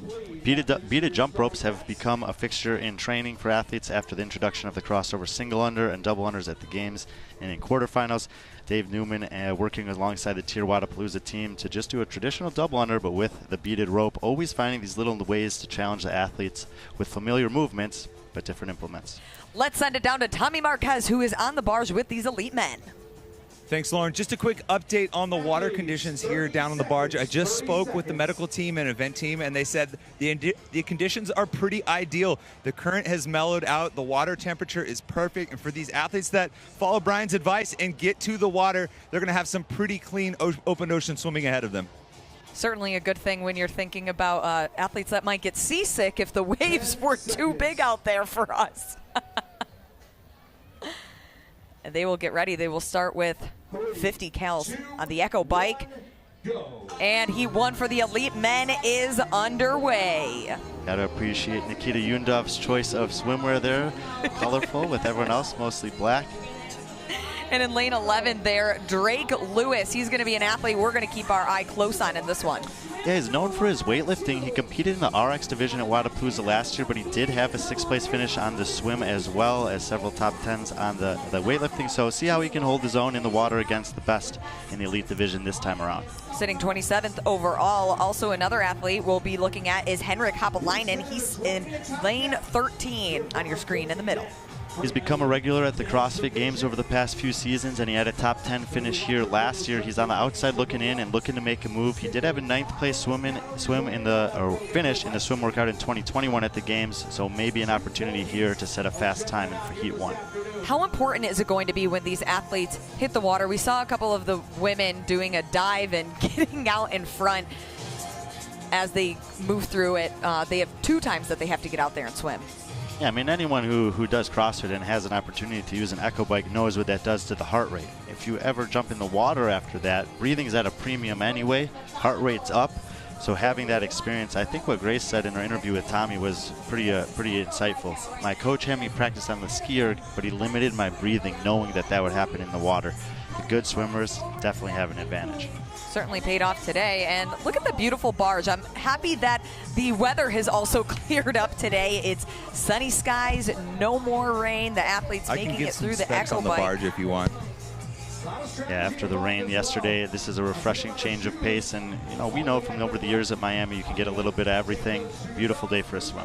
And especially as TYR Wodapalooza, we are in the 12th year, and adding new implements, adding the barge, first time we're seeing this, just another element that really elevates this competition and sets it apart. And the men, they are underway, heading out to their first swim. They will first swim to their white buoy, then pink, and return lanes 4 and 5. Juan Ignacio Sorzini, 2nd place in the online qualifier. Didn't have the greatest day yesterday. Don't know a ton about him as an athlete, but first off the bike and first into the water. We'll see how he holds up in the first swim. And also Alex Vigneault, he is also out on the swim as some other athletes. Whoa. The workout is called Wipeout, so I think it was, and a jump, a matter of time before we've seen something like that. Variety of different entries to the water there, but you can already see that it's a tight pack out early, 6 or 7 guys in that mix. We saw this on the women's side, and and in the second heat where it was tight, but I expect that someone will pull ahead. And originally that swim was supposed to be between 200 and 300 meters, but after the men and women's LATAM Cup, another little wipeout, but looks like he's okay. They actually extended the swim out here, so it's taking the athletes a little bit longer if you were tuning in to the earlier heats in the LATAM.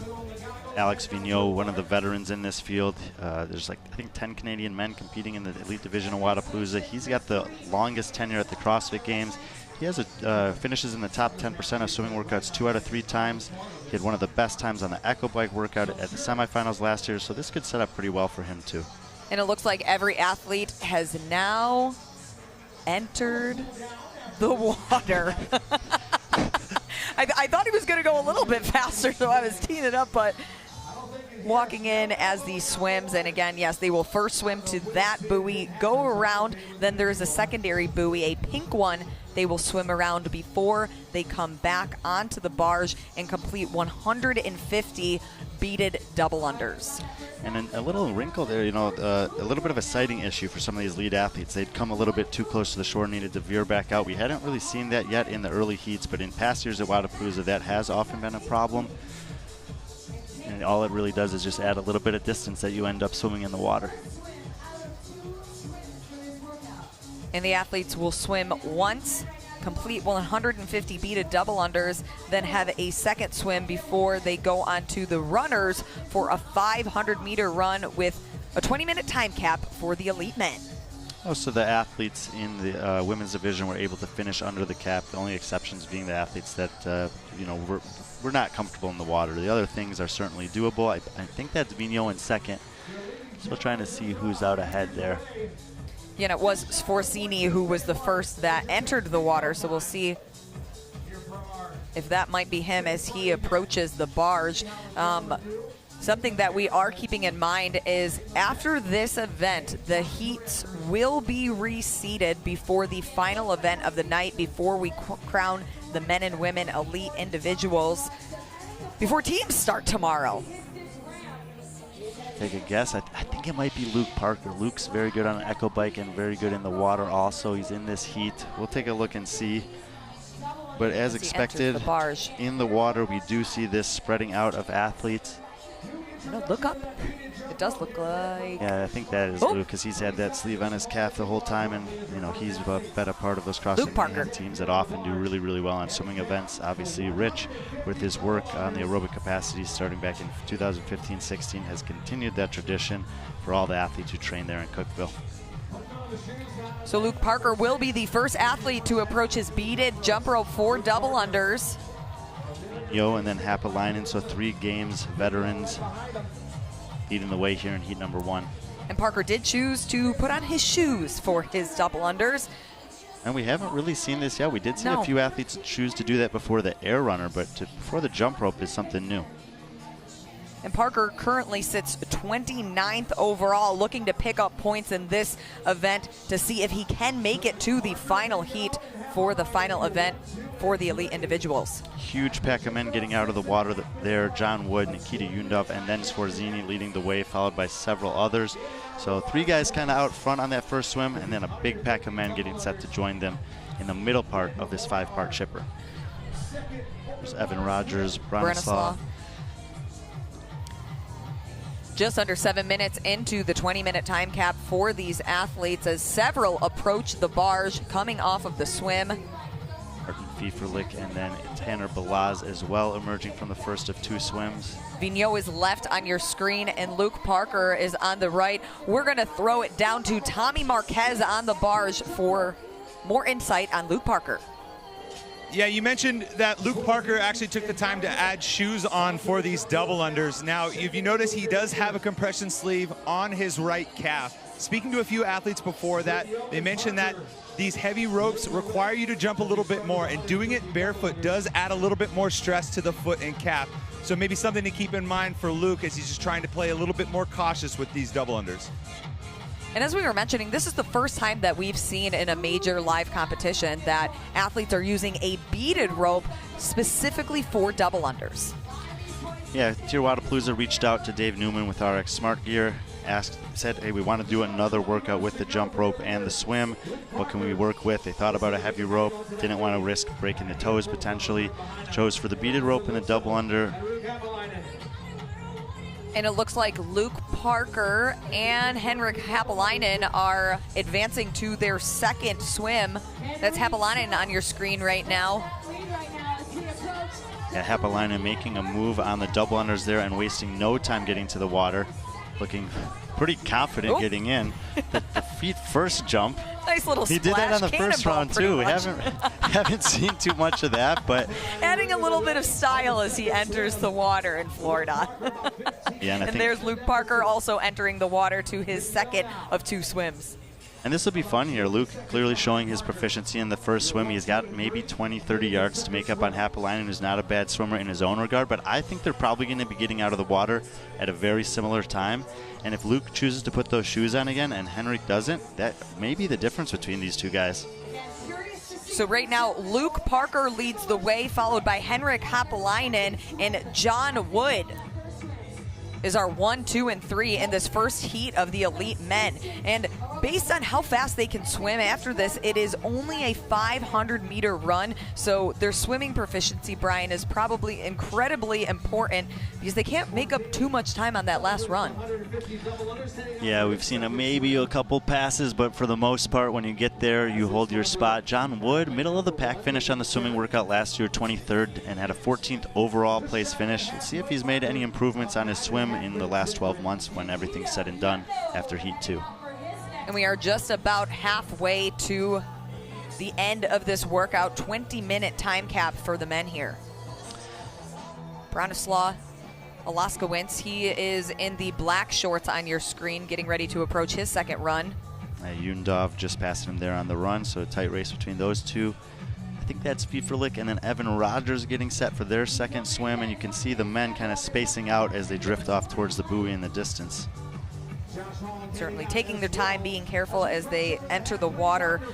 We also heard that the barge, it doesn't cut off right when you get to the water, or the ramp rather. So you we gotta actually be got a careful. great visual of that when the last guy was walking down, how far you could walk before you have to abandon the barges. Abandon ship.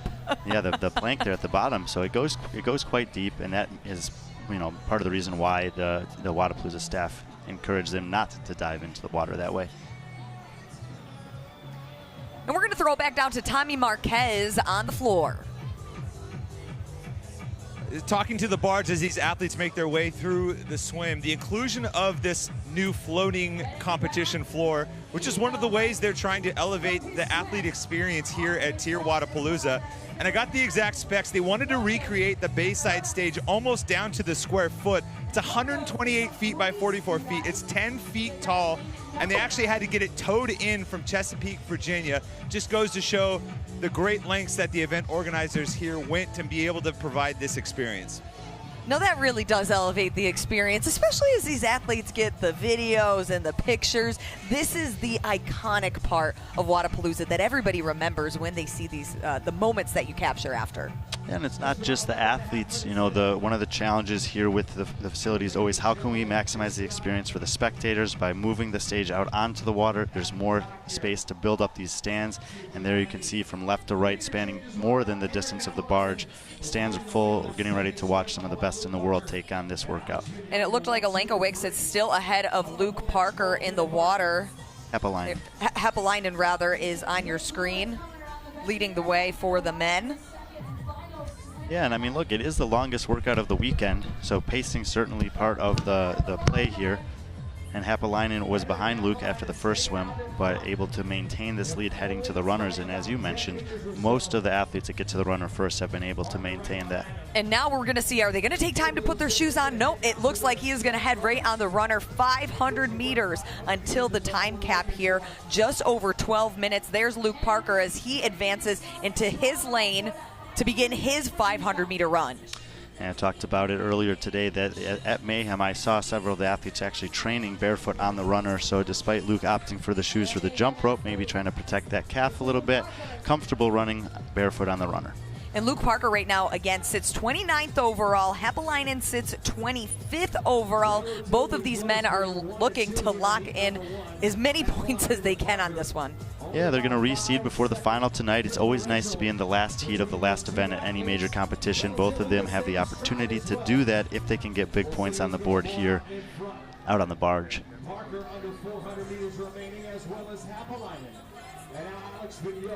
Hepelainen is in first. He is your overall leader, followed by Luke Parker. And Vigneault also on his runner now as he makes it through his 500-meter run. He is on the left of your screen with Luke Parker on your right. Both judges hands in the air, hand in the air for Hepelainen. He has less than 200 meters left. Again, a 20-minute time cap. We are just about 13 and a half minutes in. We often see these workouts where the men's and women are doing very, very similar things. Only the calories on the bike is different here, and it looks like Hepelainen's going to have a time very comparable to what we saw the winning score from the women's side. So, you know, and we get used to this. Like, the women are good at these style of events when there's swimming involved. And Grace Walton's time just under 14 minutes. Hepelainen going to be right there too. Less than 100 meters left. We'll throw it down to Tommy Marquez for more on Hepelainen.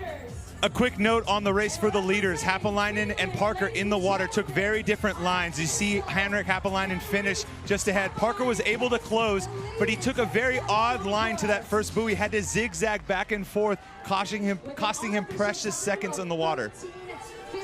And it looks like Luke Parker also finishes up on his 500-meter run all the way to the right. Lane 5. Yeah, I think it was about 10 or 11 seconds between Hepelainen and Parker there, and Vigneault in lane 5 with 100 meters or less to go. Probably going to be the third finisher. We'll see several men have now made it through the water and are on their 500-meter run. Less than 100 for Vigneault, and he finishes 14:39 unofficially. Now on your screen, John Wood. He is finishing up under 100 meters left.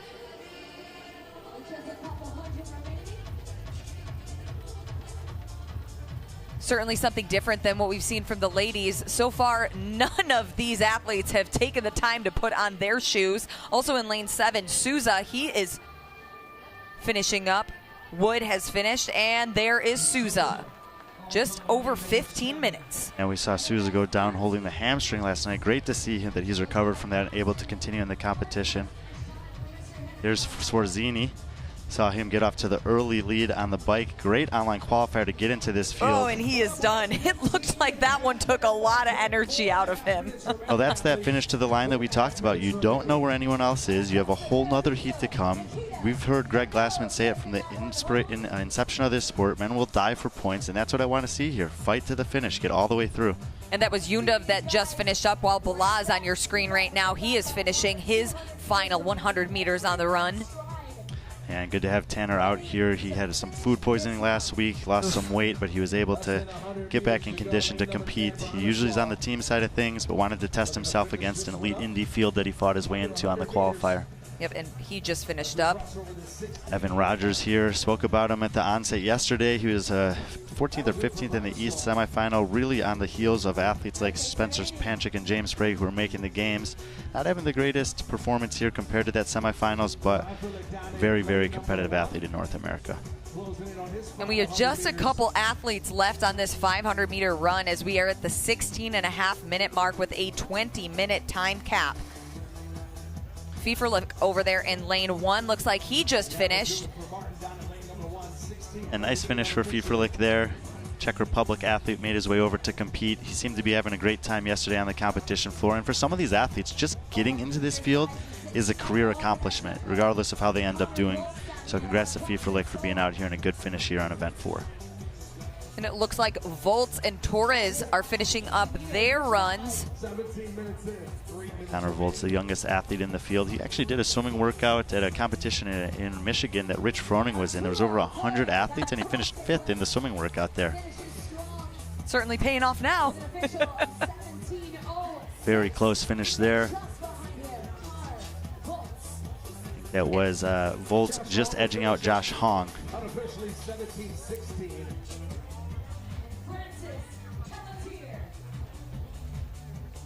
And it looks like we have just one athlete in lane 11. That is Drake Lewis. Lewis. Not having the same result against the top field that he did last year against the RX field in the swimming workout towards the back of this pack. Francis Pelletier from France had just come in prior to that, and I do think that Drake's going to be the last one. And I think it's possible that we actually do still have one athlete still on the final swim. We have just under 2 minutes left until the time cap. 2 men still out in the water, and then they will have to come back and complete or get as far as they can on a 500-meter assault run. I'm just looking through here. I did not see Macarones, Torres. So maybe it's those two guys that are out there. We'll wait and see when if they get back in time. Less than 300 meters left for Drake Lewis. 90 seconds until cap. That's Gui Dominguez, a 34-year-old from Brazil, one of 4 Brazilians in the field, 3 in this heat. And we'll see Guimaeros in the next heat.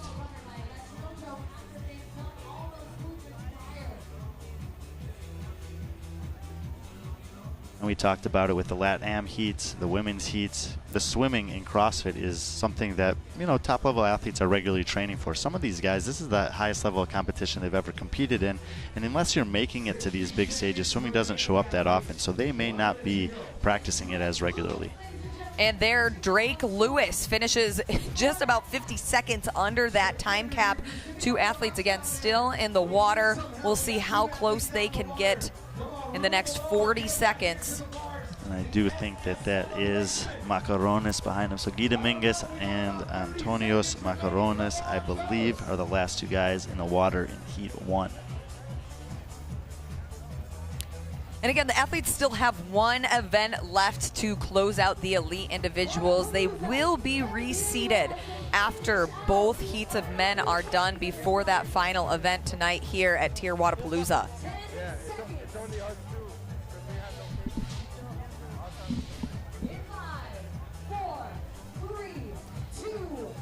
And that is time for the first heat of the individual men. Henrik Häppelainen, unofficial time 13:56. The first event of Friday. It's like, what day is it? Friday. I had to think about it. And then behind him, Luke Parker, unofficially 14:07. There's Tommy Marquez with Henrik Häppelainen on the floor. But take a look at the cannonball. That's how we knew that he was going to do well in this. He added a little bit of flair approaching the water. It was a back and forth battle. Luke Parker had come out of the water after the first swim ahead of Häppelainen. Talked to Tommy about putting the shoes on, protecting the calf a little. That opened the door for Henrik to take the lead. He fended off Parker in the water, got to the runner first, was able to hold on 10 or 11 seconds separating the two of them, both with very competitive times with 1 heat left to go. Not a bad way to start day 2 of competition for the elite men. We still have 1 heat to go, so we will see if that time holds up or where he will fall into the mix. Again, all of the points matter because they will be reseeded before the final event. And here are your results. I believe that Henrik Häppelainen was actually 11. I think the order is right there, not so much the times. Vigno taking 3rd, John Wood a decent finish. We saw Souza finish, Forzini get off to that early lead. 13:56, that is our unofficial overall time. But again, order still Häppelainen, Parker, Vigno. Heat 2 of the elite men will be up next for the second event, or the first event of day 2 of competition.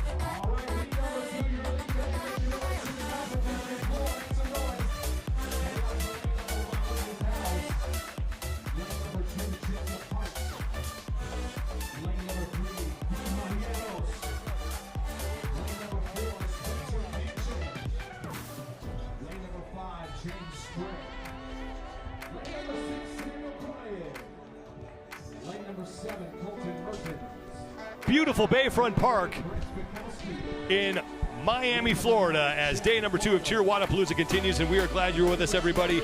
I'm Sean Woodland alongside Brian Friend. Tommy Marquez is out there at Bayside as we get set for the 4th of 5 total events for the elite individuals. It is Wipeout, Brian. Yeah, we've seen 4 heats of this so far, including the Lat Am Cup, the final men's heats coming up. They got to get in the water twice. They got the beaded jump rope for good old double unders, a little wrinkle on a classic movement. But everything starts on the bike and ends on the runner. It's been competitive in most of the heats, and I expect this one to be just as so or even more. Let's talk about the keys to success here. You've seen multiple heats now of this. Has it changed at all what you think about what it takes to be successful here in Wipeout? I mean, it comes down to the good swimmers, but I feel good with the keys. Get to the water, get that open water, take advantage of the fact that you are good at swimming, and run hard through the line. Finish with the air runner, no sprint to the finish, so don't leave anything to doubt in those last couple meters. Our booth just got a whole lot fitter. We're happy to welcome in the reigning and defending fittest man on earth. Jeff Adler is here with us. Jeff, how you doing, man?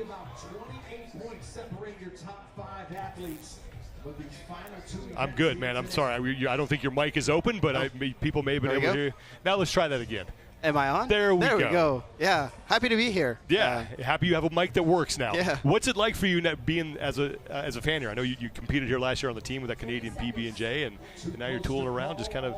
I mean, it's lovely. Just taking some time. Had a little sunburn earlier.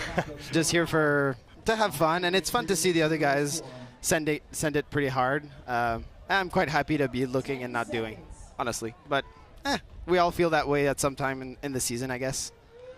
No competitive juices, wishing to get out there at all? No, not at all. No.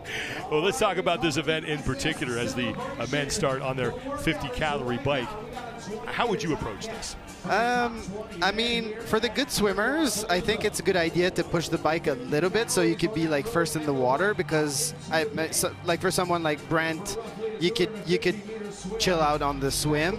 I would try to take this as a whole, like a full workout, so not send it too hard on the bike, but you can't be behind anyway, so you gotta give it a little bit of juice, and try to hang on the swimming, because that's the main piece of this workout. Saw Pat Vellner a second ago. Yeah, I mean, the guys are going a little bit slower than I thought they would be going, which is a good thing. That means no one has to send it like real hard. That's a good thing, because 50 cal bike like at 73 RPM is what, 2.5 minutes, somewhere like that. So these guys are probably going between 70 75 RPM, I'm guessing. Yeah, the best guys have come off about that 215. Vellner here, not traditionally known as being one of the best swimmers. He actually had a good swimming finish, 12th place here last season. He's currently 2nd overall, but with as tight as it is on the men's side and the caliber of swimmers in this field, he's going to need another finish like that to stay in podium hunt with one event later tonight. Well, James Sprague right now unofficially your leader, along with Roman Krenikoff, Ricky Garrard, all through 40 of their 50 calories. Brent Fikowski, who currently sits in 5th place overall with 223.5 points. He was the most popular pick on the Heat 1 app, and you can still get in on the action on Heat 1 because the team competition is coming up this weekend. You download the app and make your individual event picks for the teams. Pretty good track record on swimming events, 100% top 10 in his career, and his career's been going on for quite a while. And there goes James Sprague, who's going to be the first man. Yeah, these guys, they pushed it hard on the bike. That's more than 75 RPM. That's faster than anyone else that we've seen, but it's the last heat of men, so you would expect that. James Sprague had a race to the finish on a swimming and running workout against Taylor Self 2 years ago here, and out to a lead here. See if he can hang on towards the end on this one. James Sprague led the way into the water, followed closely by Ricky Garrard, our overall leader coming into the day with 255 points. And then Roman Krenikoff, who started the day in 13th place overall, 183 points. He's 17 points back of Austin Hatfield for 10th. Surprised to see Roman outside the top 10 after day 1.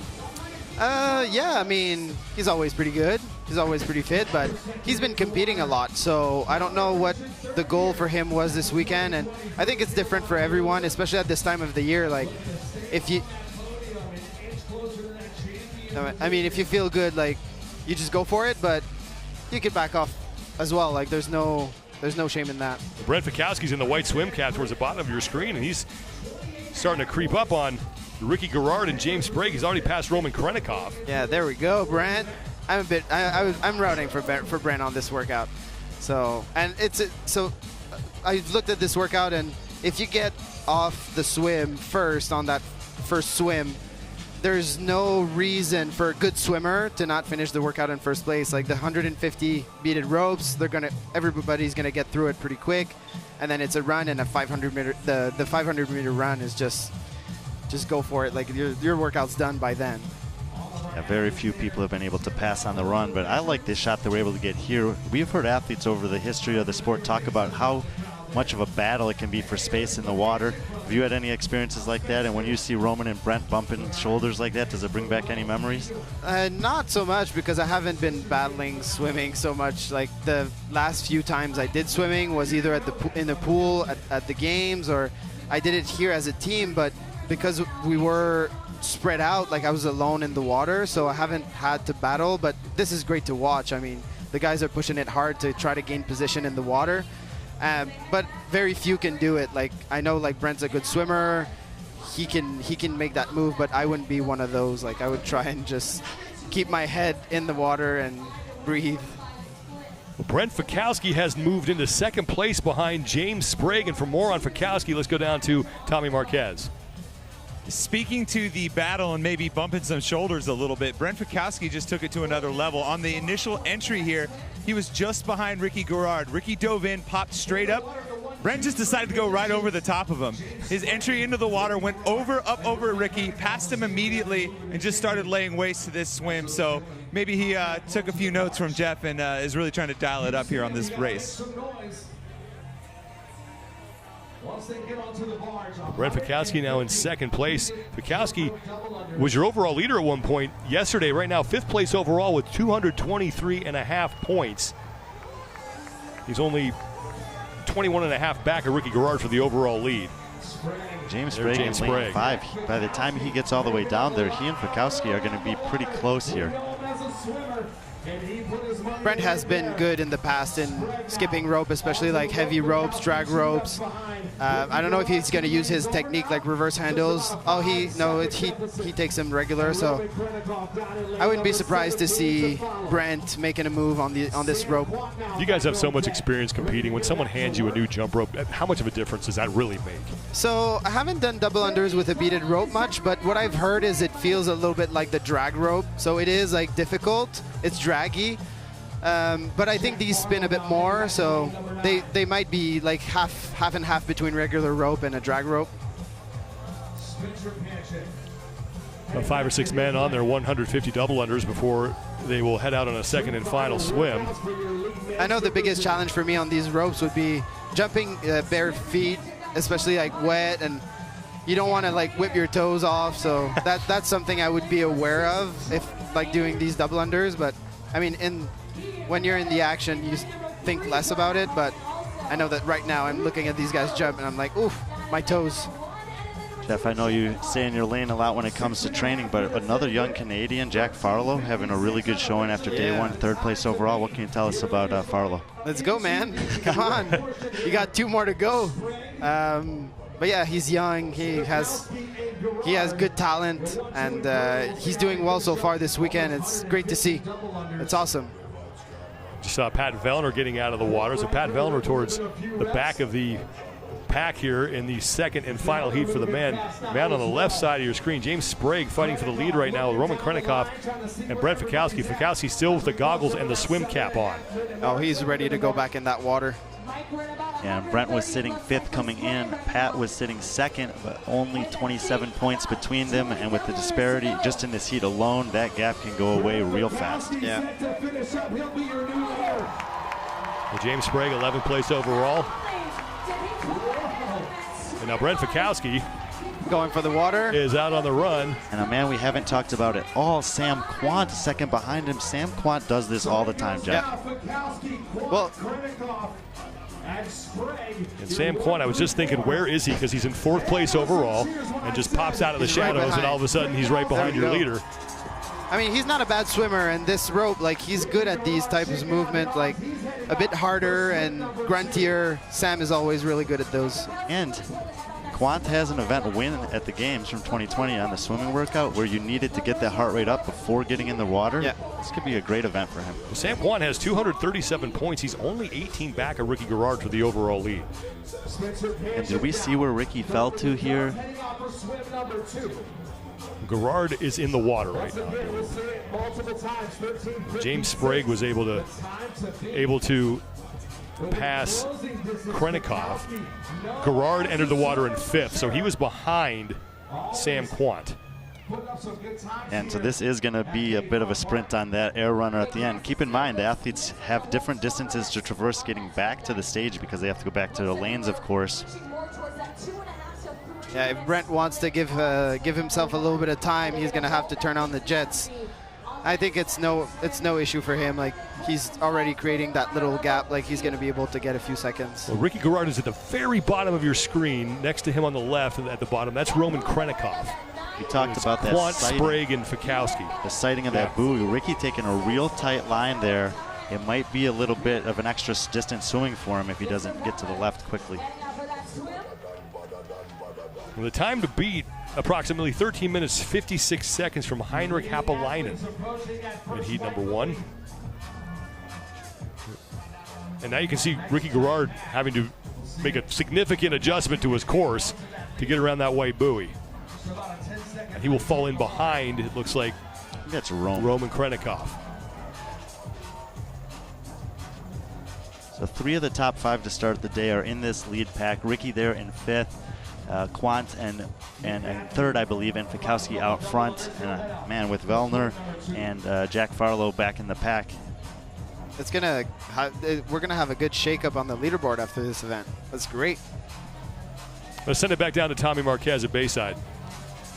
Thanks, John. As you just mentioned, Garrard did take an unusual line towards the buoy, but I think he just got a gift from Mother Nature because as he was starting to course correct, the wind changed here down at Bayside and actually pushed the buoy just a little bit in his favor, so he had to correct just a little bit less.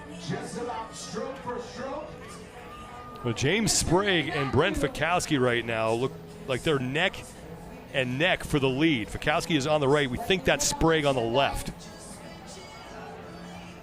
2 years ago, they started on Tina Hills and did a row. They swam to Bayside where they finished on a run on the treadmill with the air runner.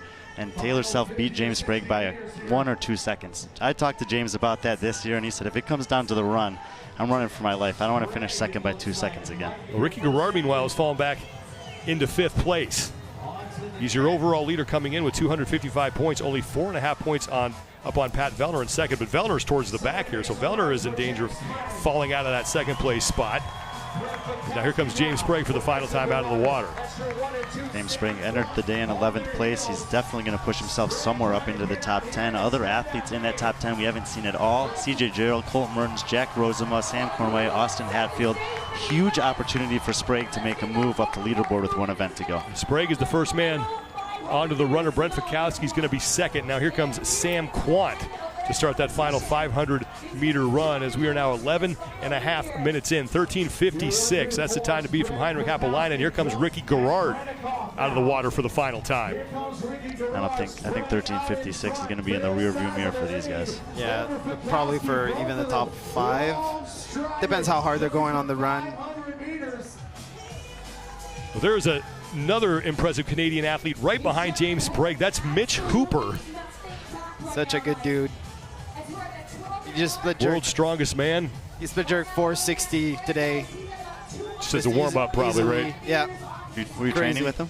I did not train. I would love to train with him, but I was picked up by him once. Yeah. It felt quite Did interesting. pull-ups on his biceps. I did as well. Good to see him out here supporting the CrossFit athletes. Best seat in the house, maybe. And James Sprague is inside 200 meters. The left side of your screen, that's Spencer Panchik, who's also on his final 500-meter run. The only person who's got a chance to catch him is Fikowski. The 6 men are on their final run here. James Sprague is leading the way. He's inside 100 meters to go here. And as you mentioned, Brian, that 13 minutes, 56-second mark from Heinrich Happelainen is going to be in the rearview mirror. And James Sprague looking to pick up the event win here at TYR Wodapalooza. And he is done. 12:46 unofficially for James Sprague, crushing Happelainen's time. And now Brent Fikowski looking to lock up second place in this event. 97 points would be added to his total as he sits in 5th place. They're going to get back inside the top 3, and Fikowski is in. Sam Quant just about done, and he comes in as well. Quant with 3rd place in the event. 3rd straight top 3, 4th straight top 5 for Quant. He's going to solidify a podium position with 1 event to go. Well, Quant had to make up 18 points on Ricky Garrard. And Garrard doing a little damage control here. If he's the next man in, he'll only cede 3 points to Quant. Krennikov's done, so that's going to help Sam Quant as well.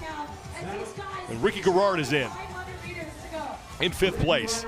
The top 5 men in this heat, the top 5 overall in the event. And now here comes Pat Vellner just getting back. You just saw him getting back to his runner as Spencer Panchik is set to finish up. Guy Majeros is on the left side of your screen, just starting his 500-meter run, and Spencer Panchik is in. At time 13:56, just passing, so now times from the previous heat factoring in, and there were 7 other guys on the runner before Vellner got back there that haven't finished yet. Ricky Garrard looking like he's going to hang on to the top spot. This is all unofficial, but just sort of doing math in my head, which is always dangerous. You could have both Farlow and Quant right on his heels. How about Guy Majeros putting on a nice charge here? Sam Cornway, right side of your screen. Another Canadian athlete doing well. Yeah, he seems like he's having a good weekend. I haven't talked to the Canadian boys really so far, but I'm excited to see how they're feeling at this point of the year. I think there are 9 or 10 of them in the field out of 40. It's really impressive, the depth up there. More is better. Came in inside the top 10 into this event. Yeah, Jack Farlow just, even if it's not a great event, not giving away too many points there will keep himself competitive in terms of the top 5. Well, Jack Farlow came in 3rd place overall right now. Yeah. Now, times from the prior heats are starting to factor in, so Farlow's done. Farlow was only 12 points back of Vellner for 2nd place, so Vellner and Farlow might be falling outside of the top 3. Yep, I'll just do those 2 questions. We could have Garrard, Fikowski, and then Quant inside the top 3. But it's going to be tight heading into that final event tonight. Is Jacob Hart on the left side of your screen. Lightfoot on the right. And Trevon Benton and William Bennett getting set to finish up. CJ Gerald is now done. Vellner has finished. Harry Lightfoot, fetal position on the runner there. Trayvon It's like me after a 200-meter warm-up. Trayvon Benton, less than 100 meters to go. A veteran here from Wodapalooza. Jacob Hart on the left. This is a race to the finish that we talked about. These guys are far across the lane from each other. Finished almost identically. Finished through the line. Less than a second unofficially separating the 2 of them. Now, there are floor announcers out there, and a lot of times, you guys pay attention to what's being said. How does that impact, how you're attacking an event in the heat of competition? It really depends where you are. Like, if you're in the battle to win a workout, then it's important to be aware of your surroundings. But sometimes the workouts are just so challenging that you just don't have that mental capacity to look around. So you just give it all you got, and you gotta give it all you got until it's done. Like you said, across the finish line, go all the way to the end and kind of hope for the best. There's Nick Matthew right next to Austin Hatfield. Yeah, I mentioned that several athletes in that bottom half of the top 10 coming in have had bottom finishes here, and James Sprague was only 20 points away from 6th. I think he's going to surge all the way up to at least 6th going into the final, depending on where Vellner shook out. There's Jack Rozema getting set to finish up. Rozema was at one point in contention for a spot on the podium. Right now sits in 8th place overall. Opened up the competition with a tie for 2nd on the double or nothing snatch and hang snatch combo, hitting 285 plus 4 overhead squats. These were impressive numbers. When I saw these numbers, I was like, oh boy. The boys are strong now, really strong. That's impressive. We have the Open quickly approaching. What's the rest of your offseason look like? Just getting ready for the Open, getting ready for semifinals, and for me, games prep has already started. So we're aiming to repeat. So we gotta put in the time. We were talking to Brent Fikowski about this a while ago, and he was saying how just because one thing worked one time doesn't mean you do it again the next year. Have you talked about what your training is going to look like and what things you might tweak going into 2024? Oh yeah, sure. Like when the games ended, like both coaches, like they had meetings together, and they're like, what do we change to make my fitness improve? Because that's the whole goal. Like it's always improve, and you got to change some things and make sure that it works. Well, that'll do it as all the men in heat number 2 are across the finish line inside the 20-minute time cap, and it is James Sprague who's going to pick up his first event win, absolutely smashing the prior time from heat number 1. Yeah, with Sprague in the water first early, but it was a battle all the way through as Fikowski made some moves on him. The double unders in the middle didn't seem to be much of an issue, as Jeff told us. These guys are pretty well adept at all kinds of things. You see how tight it was getting out to the water. James did not want to lose on that air runner, as happened 2 years ago. Fought all the way through the line, as we've been talking about, and walks away with the event win. Brent Fikowski, hot on his heels. He'll move up the ranks as well, and it's going to be really, really tight as we head into the final later tonight. One final event remains, and look at James Sprague, who is being cheered on by world's strongest man Mitch Hooper, and Sprague, yeah, home run. Awesome. It's good. It's so fun to see when athletes like win workouts. It's fun to see when they're happy. Like I know the feeling, and it's fun to see it. Unofficially, here are your heat results. James Sprague going to pick up 100 points. Brent Fikowski, Sam Quant, Roman Krennikov, and Ricky Gerard, along with Heinrich Happelleinen, your top 6. Top 5 times from this heat, top 5 overall. Let's send it down to Tommy Marquez, who's with James Sprague. James, an incredible effort here to get your first event win at Wodapalooza. You got to the water first, but got overtaken by a few athletes. What do you tell yourself in those moments to stay in the fight? Totally. It's trust my training and trust in God to get me through tough tests. Things like this, competitions like this, you never know how many of them you're going to get to do. So just taking seeds of every moment you're here is just more than important to me to use my gifts at 100% every workout. Well, you certainly did that, and you had an awesome celebration. You're playing to the crowd here. What's been the experience like here at Bayside with the amazing crowd and the setting here at Wodapalooza? Oh, man. Well, this setting right here is nothing like any of the other stages. They're all cool, but this one's just a special place in my heart. The way you can just look up at people and get encouragement and get that cheer and energy from them. Every stage, but specifically this one, I just feel like I can't help but smile my way through the whole thing.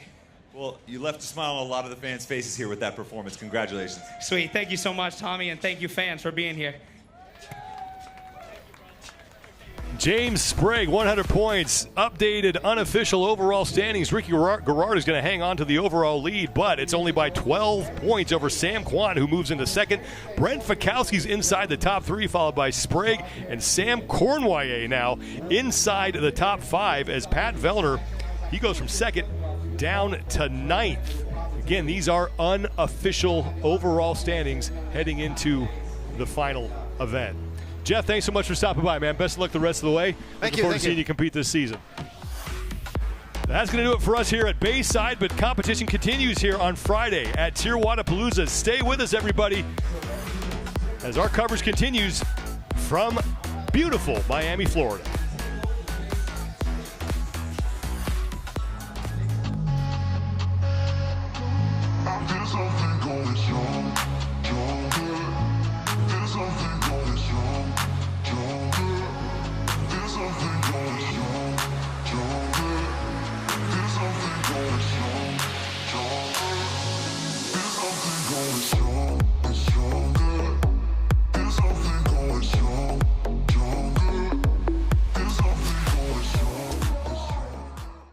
What does it mean when people say America is a land of opportunity? It means the power to discover. To redefine yourself. To improve yourself. To challenge yourself. To realize there's more in you than you ever knew that you could do. It means giving people an open field to explore what they do best. With the best tools. The best training. The best technology in the world. We bring out the best in the people who serve. So you can be all you can be. It's okay to want to be strong. It's okay to want to have it all. Recover faster, go further. Diamond Acclimatize ISO 100. Because settling is unsettling.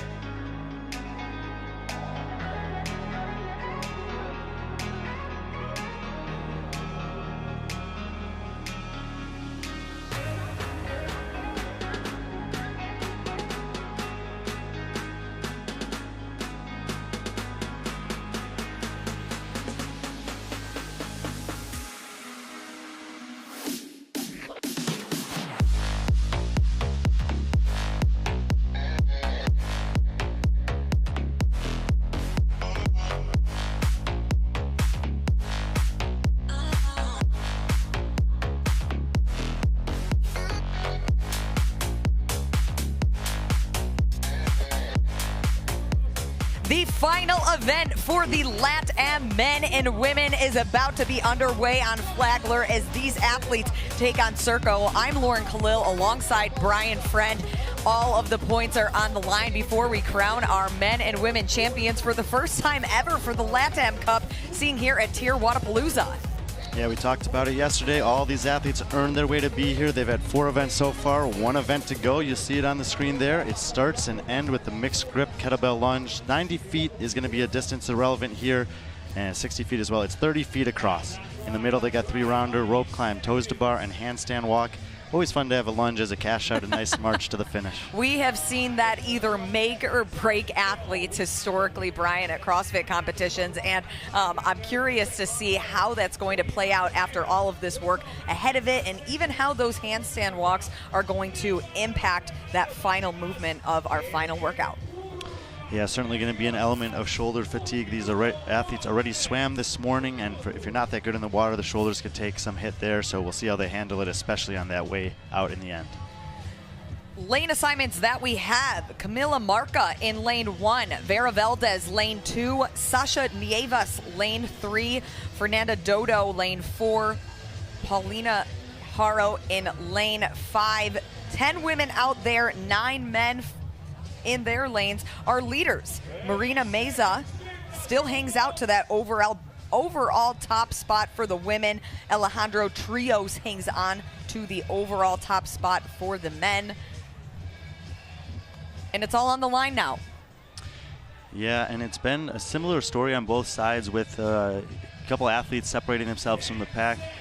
Meza for the women there in the middle with the white pants and the pink sports bra has been super impressive. We'll see what she has in store for the finale. Any other athletes that you're going to be keeping your eye on as they approach this workout?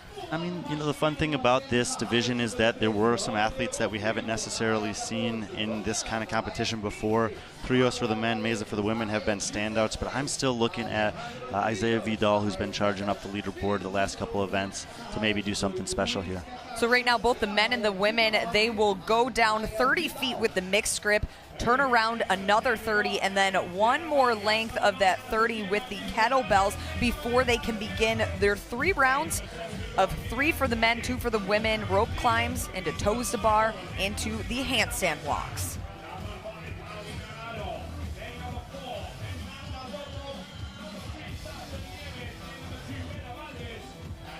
And you can see Trios, that is your leader on the screen. He is now advancing to his first of 3 rounds, starting with the rope climb. Athletes will have to start the first rep seated before they can continue their way up on the rope with their legs. How does that affect the fatigue in this workout, Brian? I think that for these guys, it's for most of them it'll probably be okay. It's a little bit of a nuance. It's only 1 rep per round, so get that one out of the way, and then traditional rope climb, something that all these guys do all the time. And as the athletes finish the rope climb, they then will make their way to a set of 15 toes to bar. Great shot of Meza there. She's been really good throughout the weekend. All top 3 finishes so far, but she only has a 30-point lead on Haro, so she needs one more good one to lock in the win. Haro on the left there in the black will be trying everything she can to beat her, but she'll need help. And especially even the workout before, we saw the 2 of them kind of go neck and neck, both trying to earn points and earn that overall top spot on the leaderboard. You can see that that is Haro and Meza both on their handstand walks right now. They will do a set of 60 feet. So down and back before they can begin round 2 of their rope climbs. Yeah, and actually Sasha Nieves, who had her best event of the weekend earlier today, did Mariana Meza a huge favor by passing Haro late in the swim workout earlier today to increase Mesa's lead from 20 to 30 heading into the final. Oh, and the athletes do have to go back. They have to, they're required to do a certain amount of increments. It looks like 15-foot increments before they can come down for those handstand walks, or they have to go back and complete that segment again.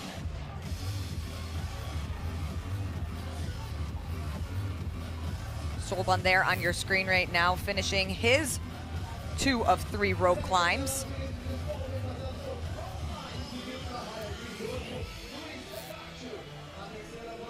And you can see Meza there making her way in her second round. Haro passes her. She's already on her second set of toes to bar. As now Meza jumps up again. Meza in the hot pink shirt to the right. Haro to the left in the black. Now getting on her hands. She takes the lead and is quick on her hands. This is really where she can create that separation between the other athletes. Yeah, and I think we're going to see this throughout the night, that if you have that speed on the handstand walk, it is an opportunity to potentially gain some advantage. But as you alluded to earlier on, be mindful of the shoulder fatigue. We have seen kettlebell lunges at the end of workouts, and the shoulders sometimes go. So good handstand walker is probably an advantage here. And Haro did finish her handstand walks before Meza even got off of her toes to bar, so a significant lead as she approaches now her third and final round. On your screen, Stolben on his second set of handstand walks here. And we got an interesting race for the podium on the men's side. Alejandro Trios has been on fire, 3 straight event wins. He's on 350 points. 70 points behind him is Stolben in second. 5 points ahead of Vidal, who's 5 points ahead of Goldbaum, who's 5 points ahead of Luis Cacacho. So a lot to fight for in those 2, 3, 4, 5 spots for the LATAM men. And just under 4.5 minutes into the final event. Time cap here is 12 total minutes for the men and women. And it looked like Haro was advancing to her handstand walks.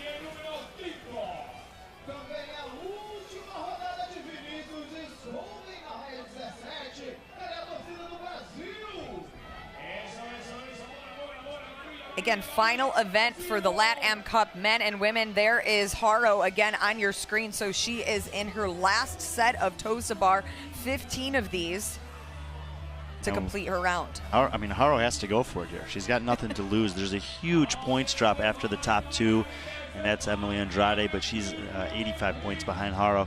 So Haro has to go for it and hope for some help. Otherwise, she's locked into second. So really nothing to lose for Paulina. Yeah, she has to get those athletes in between them to widen the gap in order for her to climb up on the leaderboard. And there you see her on your screen in the black t-shirt. She is now on her final set of handstand walks before she will advance to the 90-foot of mixed grip kettlebell lunges. Yeah, I mean, she's had a great competition as well. Nothing worse than a 4th place finish, but when the person ahead of you has three event wins and nothing worse than a 3rd, that's just a tough day. And it looks like Stolben is still your leader. He's chalking up before his second set of toes to bar here, or third set rather. And there on the left side of your screen, that is Haro on her final movement of the workout. It's a great position here. You can see how locked in and stable that right shoulder is with a weightlifting background, the overhead stability from the jerk and the snatch. No surprise to see her in a great spot, and that's what you'd be hoping to see, especially after the handstand walks and everything else these athletes have done the last 2 days. So now she'll walk all the way down and then have one more length back to the finish to close out the last event of the day. Stolben here on the screen, and he's in a similar spot here. He just needs to stay ahead of everyone else. He's not going to catch Trios, but if he wants to lock in that 2 spot, he knows exactly what needs to be done, and so far he's doing pretty well. Athletes are more than halfway before that 12-minute time cap. You can see here Haro on your screen to the left. She is getting ready. I believe this is her last set of overhead walking lunges to close out the final workout for the LATAM Cup men and women. Halfway there, less than 15 feet to lock in the event win. Smile on her face. Brian, she does it. 7:08 unofficial time for her. We'll see how those points stack up based on where the other women in the LATAM Cup finish up for this. Yeah, all she could do is win and then hope that the rest of the ladies in the heat do something that can shake things up at the top. But we see Mariana Meza there with the kettlebells overhead, and a great performance for Paulina, but I don't know if it's going to be enough. It looks like Meza might be the second best finish once we get a wider shot on our screen. There in lane number 2, that's Vera Valdez making her way on the set of mixed grip overhead lunges. I believe Emily Andrade in the white t-shirt also. So we got a few women on the kettlebells. Hero just hoping that someone can come in between and do her a favor. She's walking back. She's taking care of business already. But Mariana Meza in the red sports bra is going to be lunging to the finish. Would love to see her finish. I think she's going to be the champ. And here again, the kettlebells for the ladies, 35 pounds. For the men, they are 2 sets of 53s. As Stolben makes his way. And Meza, she has already finished as well. I believe the second athlete to cross the finish line for the LATAM Cup ladies. We will check for the final standings as we finish out the last event for the LATAM men and women. There in lane 2, Valdez. She finishes up under the cap, 8:45 unofficially. Yeah, so Meza did come in second, Andrade third, and Valdez fourth. And that second place finish for Maria Meza will make it 5 for 5 in terms of top 3 finishes, and should be enough to hold off Arrow for the championship.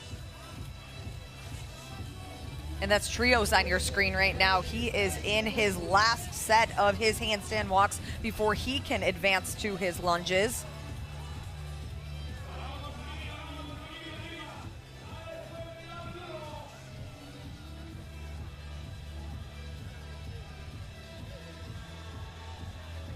And I believe on the set of lunges, Sasha Nievas is who we have in the hot pink top, all the way down closest in the hot pink shirt on your screen. She will have 2 more sets before she finishes up, or 2 lengths rather. Or she is done. That was her final one, also under the time cap, just under 9:45. So women's seems to be beating the men on this one. I think Stolben finished well ahead of everyone else. Trios out there on the floor. Whenever he comes in, he's going to be marching to the finish. He's got a commanding lead that's probably insurmountable.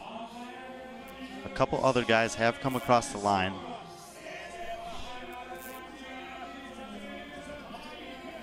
Oh, and Trios has to go back and restart his lunges. His judge giving him a no rep.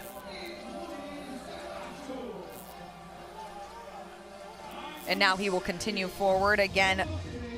90 total feet. Down, back, and down right to the finish mats. See if this is his final lunge. Oh, he's got 60 feet to go here. And left of your screen now, Sasha Nievas has finished before she was just taking a rest. Under 11 minutes. We have just about a minute left before that 12-minute time cap. Things are getting interesting on the men's side. I think Stolben came in first, and several other men have crossed the finish line. It was a 70-point gap, 10 points per place. There's only 7 men left in the field. If Trios finishes last and Stolben finishes first, he could make up all 70 points in this one event. Read on your screen, Fernanda Dodo taking a rest. And here is Trios taking his final set of mixed grip lunges to the finish. Will he do it? About 20 seconds left. He is almost there. One more step, and he is done for the men. We'll see how that stacks up against the final athletes. We saw one other athlete still working, so that should be enough for Trios to hold on to the overall lead. And that is time for the men and women of our first ever LATAM Cup. Paulina Haro taking the event win for the ladies. Big smile on her face. Lots of hugs out on the floor.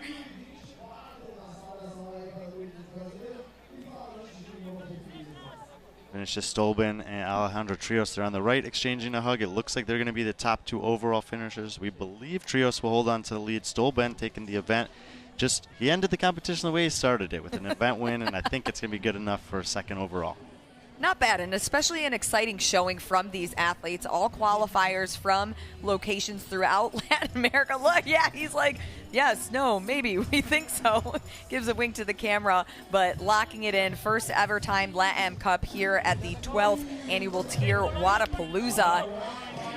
That will wrap it up for the LATAM men and women. He's always so happy when he's on camera. I was going to say, not only has he had a great performance, he's had a great time, and I think that is what Loud and Live, TYR Wodapalooza are going after by having this division, is giving the people around the world a taste of the energy that the Latin American, South American CrossFit community brings to this sport. And especially having the crowd out there under the lights, it's the vibe and energy that you want for an off-season event, especially as kind of the unofficial start to the game season. Yeah, it's a big part of the theme here at Wodapalooza: community, celebration, and of course competition. LATAM Cup doing a great job of representing all three. And we were happy that no delays, no changes today. The weather held up. There's always a bit of rain on one day, and I'm glad that we got it out of the way. For your final standings and results, go to TYR Wodapalooza's website. That is where you can see our official leaders. And coming up, we will have the elite women take the floor, individuals, for the final event of their competition.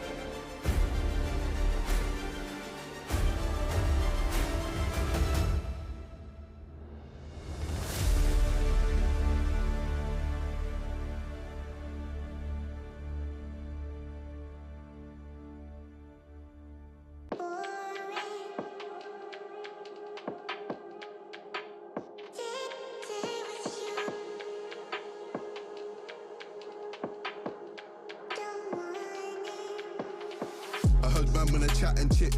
I come through like what's good, these wigs getting split. Man better breeze and sprint, it's long if I choose to bite down on these pricks. X is a lyrical 4-4 and this, so make sure it's X that you wanna rally with. I'll make a big man turn to a kid. Shout out skull when I flat out wigs. Never seen X's with your eyes closed, don't move past girls behind your eyelid. Bars and flows, check out their mixture. Told them man can't handle the fixture. It's all funny games to the person saying it's all funny games. Get beat up and cocked out the picture. Must be active if you think you can wig me. I'll tell my man put down the liquor.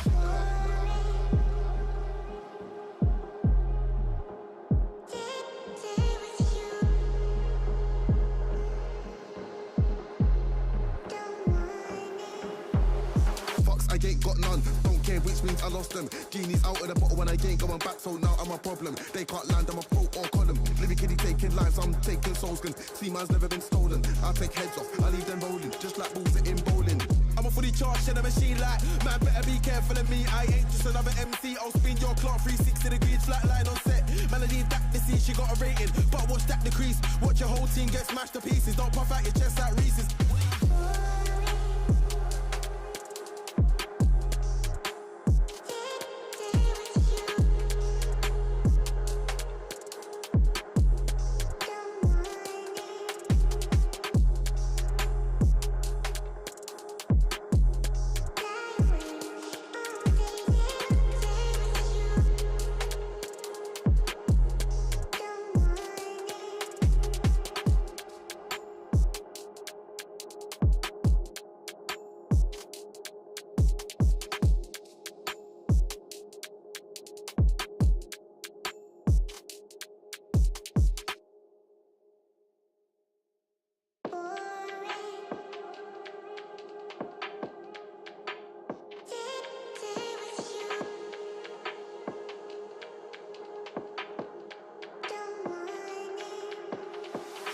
Man when I chat and chit. I come through like what's good, these wigs getting split. Man better breeze and sprint, it's long if I choose to bite down on these pricks. X is a lyrical 4-4 and this, so make sure it's X that you wanna rally with. I'll make a big man turn to a kid. Shout out skull when I flat out wigs. Never seen X's with your eyes closed, don't move past girls behind your eyelid. Bars and flows, check out their mixture. Told them man can't handle the fixture. It's all funny games to the person saying it's all funny games. Get beat up and cocked out the picture. Must be active if you think you can wig me. I'll tell my man put down the liquor.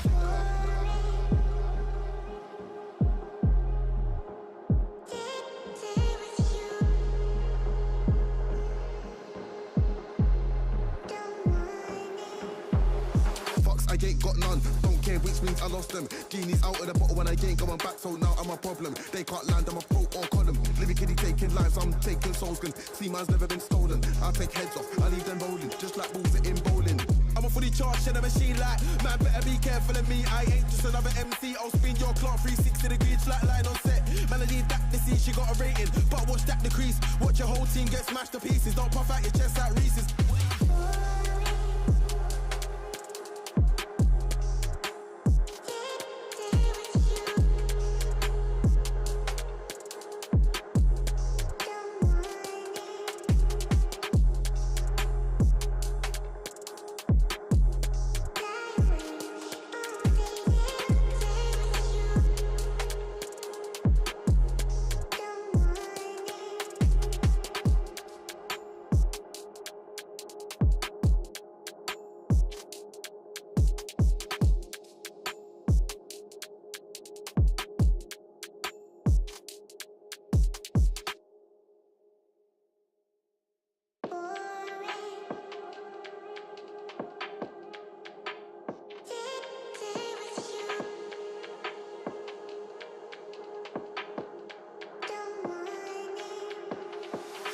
Man when I chat and chit. I come through like what's good, these wigs getting split. Man better breeze and sprint, it's long if I choose to bite down on these pricks. X is a lyrical 4-4 and this, so make sure it's X that you wanna rally with. I'll make a big man turn to a kid. Shout out skull when I flat out wigs. Never seen X's with your eyes closed, don't move past girls behind your eyelid. Bars and flows, check out their mixture. Told them man can't handle the fixture. It's all funny games to the person saying it's all funny games. Get beat up and cocked out the picture. Must be active if you think you can wig me. I'll tell my man put down the liquor.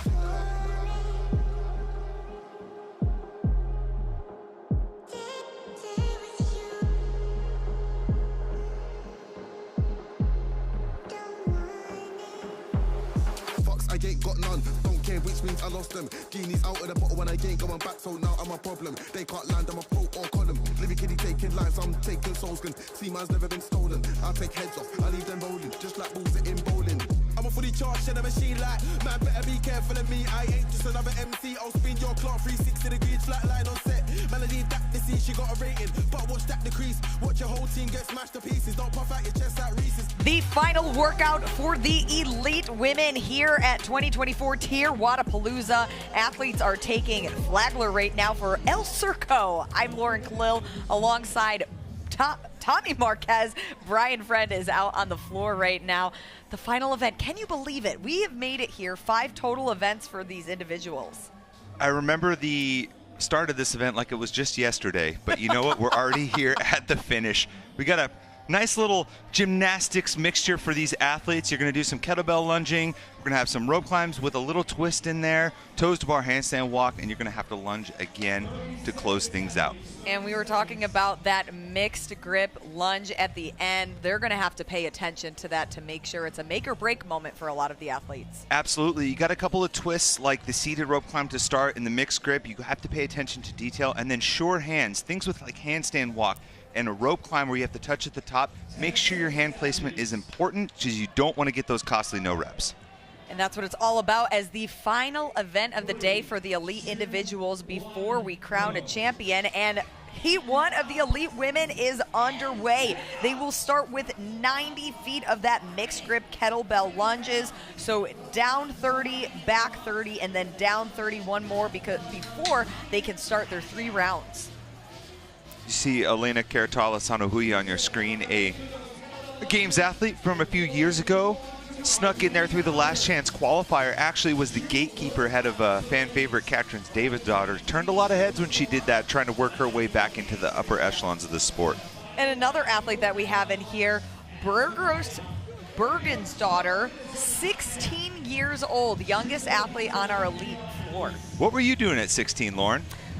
Definitely not this. No doubt. Bergeros obviously has some games experience as a teenager, looking to maybe build some of that capacity and some of that work experience with some of these elite women. And so far she comes in 28th, hanging pretty tough. Impressive for the young Icelandic up-and-comer. And from CrossFit Reykjavik, working out with Annie Thor's daughter.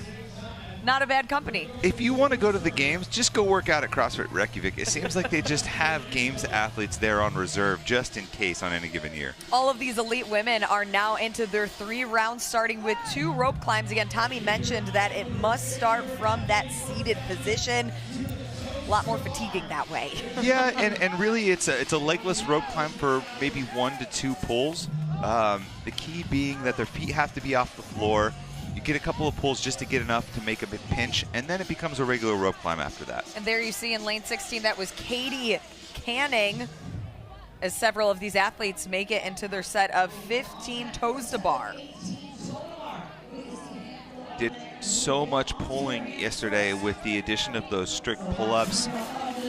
The lats and shoulders are going to be fried from the swim earlier today, so you know we could see some shoulder fatigue start to compound on these women. And there in lane 16, Katie Canning has made it to her first set of 60-foot handstand walk. She is your current leader on the screen, followed by Allie Weiss and Lang close behind.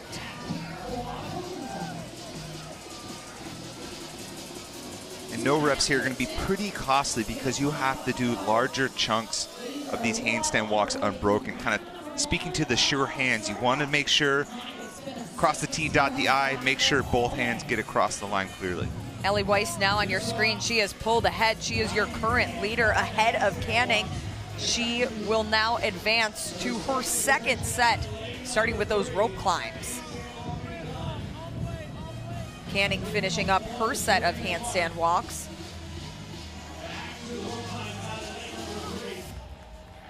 Looking fairly comfortable upside down. Nice stack position. I don't know about you, but my handstand walks don't look that upright. Lane 1, this is Allie Shoemaker in the blue sports bra. I go by the huck and pray technique when it comes to handstand walking. Just throw myself out there and see what happens. Allie Weiss still making her way through her rope climbs before she can advance to her set of toes to bar that she will begin now. And that is our current leader for Heat 1 of the elite individuals, Allie Weiss.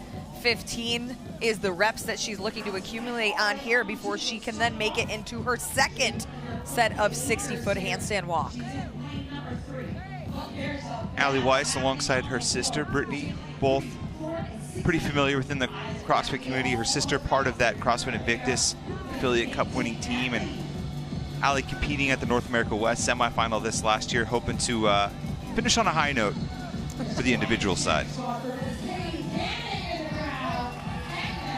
And here's Katie Canning on your screen, making her way through her set of 15 toes to bar. And Allie Weiss has now advanced to her second set of handstand walks there. And in the lane next to her, Brianni Chalice also in her set of handstand walks in the white t-shirt.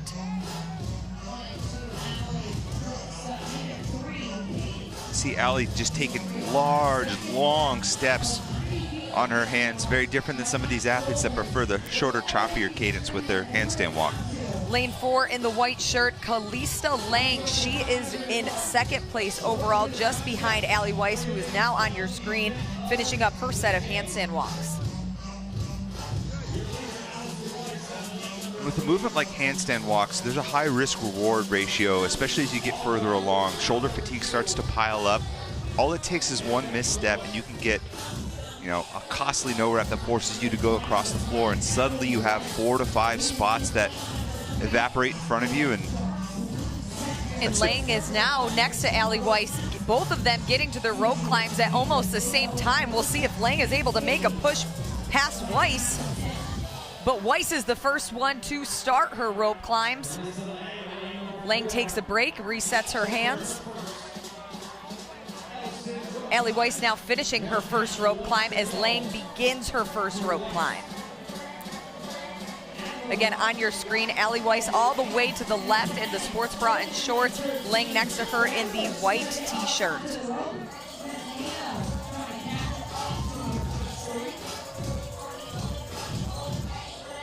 Time cap here, 12 minutes. The women are halfway through.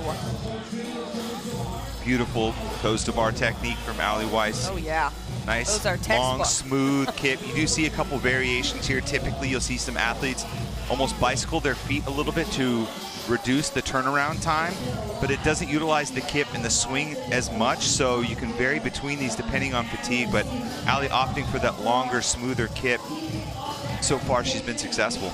And Weiss is about 5 reps ahead of Lang. Lang drops down, Weiss drops down.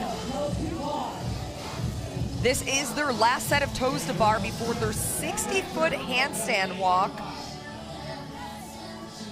We have your leaders on the screen. First, Allie Weiss, Lang in second, and then to the left of your screen, Chalice in that third overall position as Weiss is on her last set of handstand walks. She will go down and back, pick up the kettlebells, and begin her lunge to the finish.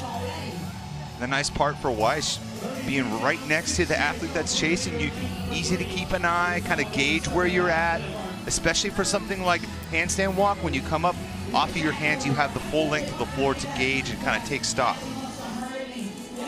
And Weiss will come down. She will have another set of handstand walks here as Lang now is just about finishing up her second length rather of handstand walks. And Chalice also on her handstand walks. Next to her in the blue sports bra, that is Ashley Shoemaker, also on her set of handstand walks. Both ladies take a break there, shaking out the shoulders between earlier today and this workout. I'm sure that the fatigue has set in. And this will be a good indication here on this first lunge for Allie Weiss. What arm she chooses, what's the stronger side she feels stabilizing overhead. Is she able to go the full length unbroken, and does she decide to switch? Athletes have the option. You could switch sides or just stick with one if you got a strong side. and athletes will have to complete 90 feet of these mixed grip kettlebell lunges. That was one of 3 down and backs before they end on their finish line mat.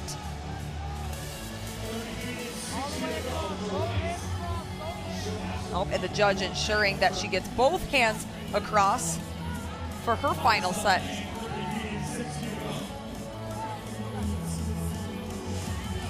Just under 9 minutes here. There's a 12-minute time cap for the final event of the evening for Heat 1 of these elite women. And it was just off your screen, but Ali Weiss got a no rep, unable to stabilize it with her right arm.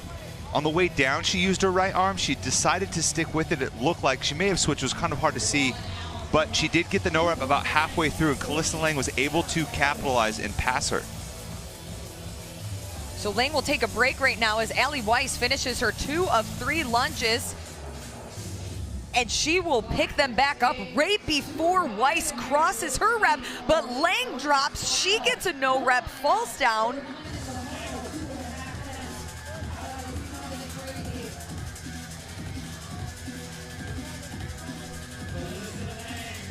And Lang is the first to grab her set of dumbbells as Weiss continues to rest.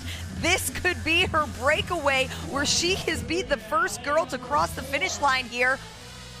Ali Weiss shaking a little bit, but is able to stabilize and hang on as Lang is the first athlete unofficially 10:01 to cross the finish line for the elite women Heat 1. Weiss is next, but Chalice is right next to her. We'll see which lady actually crosses. Oh, we're gonna have to look at an official time to know which one actually crossed the finish line first. Unofficially, it's gonna be one of those 2 ladies to take the 2nd place overall time for Heat 1 of the elite individuals. And on the final event like this, every decision counts, Tommy. And we saw just how volatile it can be with just a minor slip up here, and even timing matters. Weiss had a no rep in the middle of a lunge section, had to go back further, whereas Calista Lang, her slip up came up right at the beginning of that section, so it didn't really take much time to reset and calibrate herself, and ultimately she was able to get to the finish. And Weiss's fatigue factor piling up after that no rep opened the door for someone else to catch her, even though she was leaning most of the way.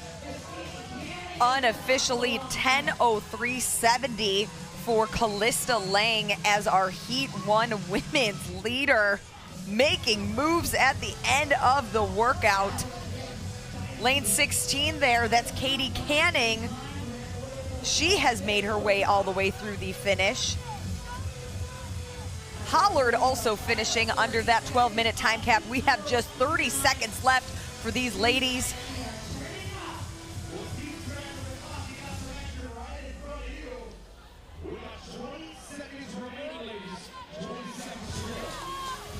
We'll see how many more can cross the finish line. About 15 seconds left. Our winner cheering on our other athletes. That was Gabrielle Spence, who just crossed the finish line in the yellow shorts. And that is time for Heat 1 of the individual women. Calista Lang takes the event win for Heat 1. Tommy, she made moves. She was strategic in those rest breaks, and fatigue in some of the other athletes gave her that window to move on through the finish. Yeah, she was able to pull even with, or at least close to, Ali Weiss towards the 2nd round of that middle portion, and then it seemed like she was pretty content to kind of draft just a little bit. But man, the no reps really changed the fate of this heat in particular. You know, Calista Lang obviously looked great on her hands, was able to slowly start to reel in Ali Weiss. Ali had a no rep. That opened the door for Calista. Calista was fairly smooth on those toes to bar throughout. You notice she has a little bit more of a flick than Ali, who was long and smooth on those toes to bar, but the lunge, that final lunge with all the shoulder fatigue, the midline fatigue, Calista able to hold on just a little bit longer, take a little bit shorter break, and the end result is a nice heat win for Calista Lang. And it looked like her shoe was untied, so I'm happy that that didn't impact her. It's still overall winner for the elite women Heat 1. We have one more heat left before we crown a champion for the elite individual women. They are coming up next. We'll see if Lang's time can hold up.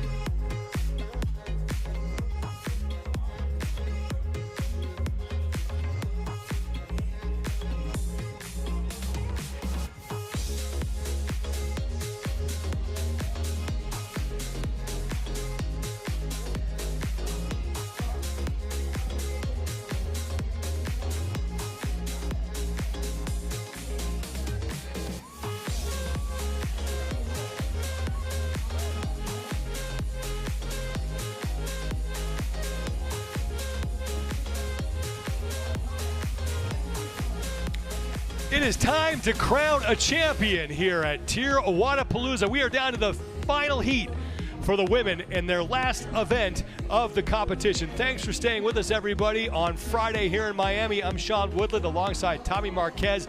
We got Brian Friend out there at Flagler. Event number 5 will close out the competition, and this is where we stand coming in after 4 events. It is tight on top of the overall leaderboard. Emma Carey by 3 points over Gabby McGowan. If Carey wins, she's your champion. McGowan needs to beat her by 2 spots to leapfrog her and be crowned TYR Wodapalooza champion. Danielle Brandon certainly has a chance as well with 335.5 points to win the whole thing, and Lowen certainly not out of contention either. El Circo is event number 5. We're going to take a little trip to the circus, Sean, because El Circo is Spanish for the Circo. We're going to have some kettlebell lunging, some rope climbs, a lot of midline work with the toes to bar and handstand walk, but the way you bought in with that mixed grip kettlebell lunge is how you're going to cash out as well. Let's talk about keys to success here. Anything change after watching that first heat? No, I don't think so.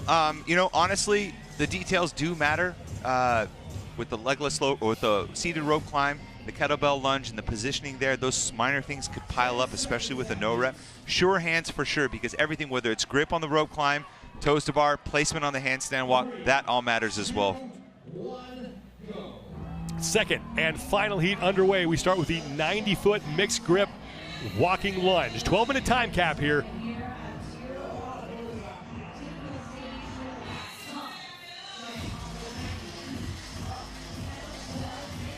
So 3 trips, the length of the floor.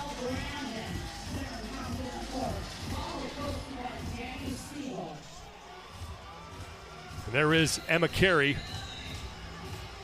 who currently occupies the top spot on the overall leaderboard. And as you mentioned, Sean, Gabby, in order to overtake Emma, will have to have an athlete slot in between them if she beats her. Emma has the tiebreaker by virtue of those 2 wins in both Deja Vu tests yesterday evening. Her last 4 events have been lights out for Emma Carey. A second, 2 first, and then a second earlier in Wipeout, and that is what has put her on top of the overall standings. Now we start our first of 3 rounds of the rope climbs, toes to bar, and handstand walk.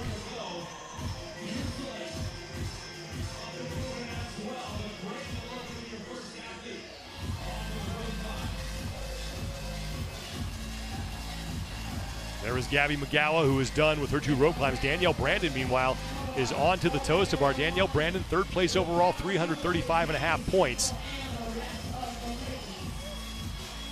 Trails McGowan for 2nd at 22.5. The time to beat belongs to Callista Lang from heat number 1 at 10 minutes, 3 seconds. Although there's a decent point spread between Gabby and Emma and Danielle Brandon, this feels kind of like a test where you would see Danielle come out and maybe take a shot. Come out hot, particularly on the handstand walk. Much like she's done. Lowen, pardon me, Tommy, in lane 12 is your early leader. She was first to the handstand walk. And that's Gabby McGowan, who's done with her first trip down. 358 points. Just 3 points back of Emma Carey. Even though Gabby hasn't won an event this weekend, she has been the model of consistency. Every event, 7th or better. All but Deja Vu Part B, 5th or better. In an elongated format like that, that's how you win. You have a little bit shorter format here, but it's something for her to really hang her hat on when she comes out of the weekend. There goes Ariel Lowen now back for her 2nd of 3 rounds. Begins with those 2 rope climbs from the seated position. Once she is able to, she can use her legs. Ariel Lowen, 4th place overall, 305.5 points. She would have to win this event and get quite a few people between herself and Emma Carey in order to wind up on top of the overall standings. Interesting little almost slip up from Ariel. Looks like her grips weren't flipped around and it's kind of messing with her grip on the rope. Danielle Brandon now to her 2nd of 3 sets of toes to bar. She is your leader. in this heat.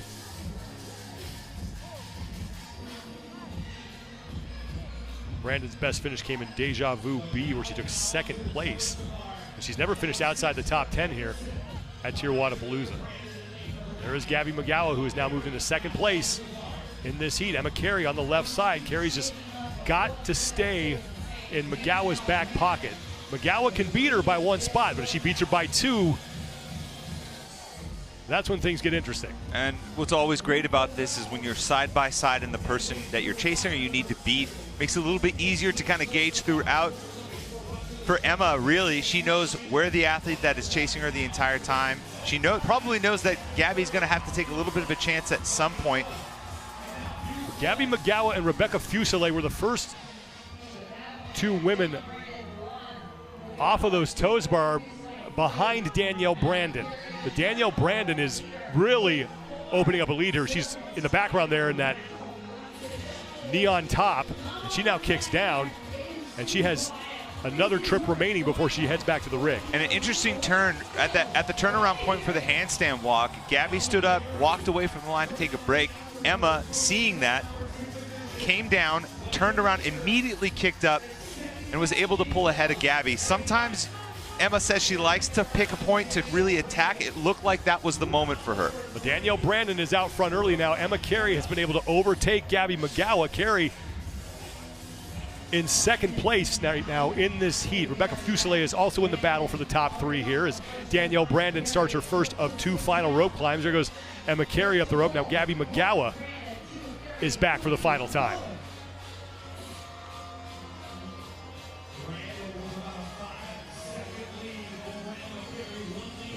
So Danielle Brandon, who's leading the heat, is in lane number 9. Brandon third place overall, 335.5 points.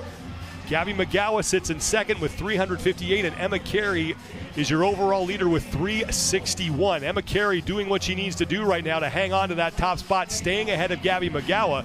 And now Danielle Brandon is hoping to get some people between herself and McGowan to wind up in second place overall. 12-minute time cap here. Final set of toes to bar for Brandon, Carey, and McGowan. You have to think that maybe Gabby's going to have to take a chance here and really try to push to at least get ahead of Emma going into the lunge. The lunge portion and the stability overhead, usually that's a strength for Gabby, but you really can't play with fire here and hope that Emma falls off, because at this point there's nothing left. Final rep for Danielle Brandon. Now Emma Carey has moved in front of Brandon on the handstand walk, but we know how good Brandon is on her hands. Brandon looking to retake the lead from Carey, and she will do it on this first of 3 lengths down the floor. Good news for Carey, she is starting to put Gabby McGowan further in her rearview mirror. Here comes Danielle Brandon on her second of 3 trips before she will hit that final 90-foot mixed grip lunge. Carey making the turn right behind Danielle Brandon. Gabby McGowan is now just at the far end of the floor opposite Emma Carey. Emma just took a look down the field to see where Gabby was, took an extra breath. I like that move. You're in the lead, you have a cushion. No need to push it, especially with this lunge, and risk getting that no rep. Danielle Brandon in the lead on her final 90-foot mixed grip walking lunge.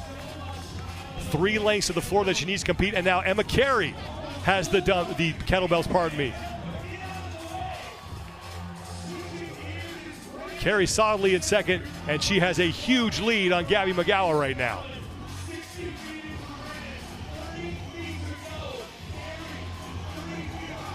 Brandon with 30 feet left side of your screen.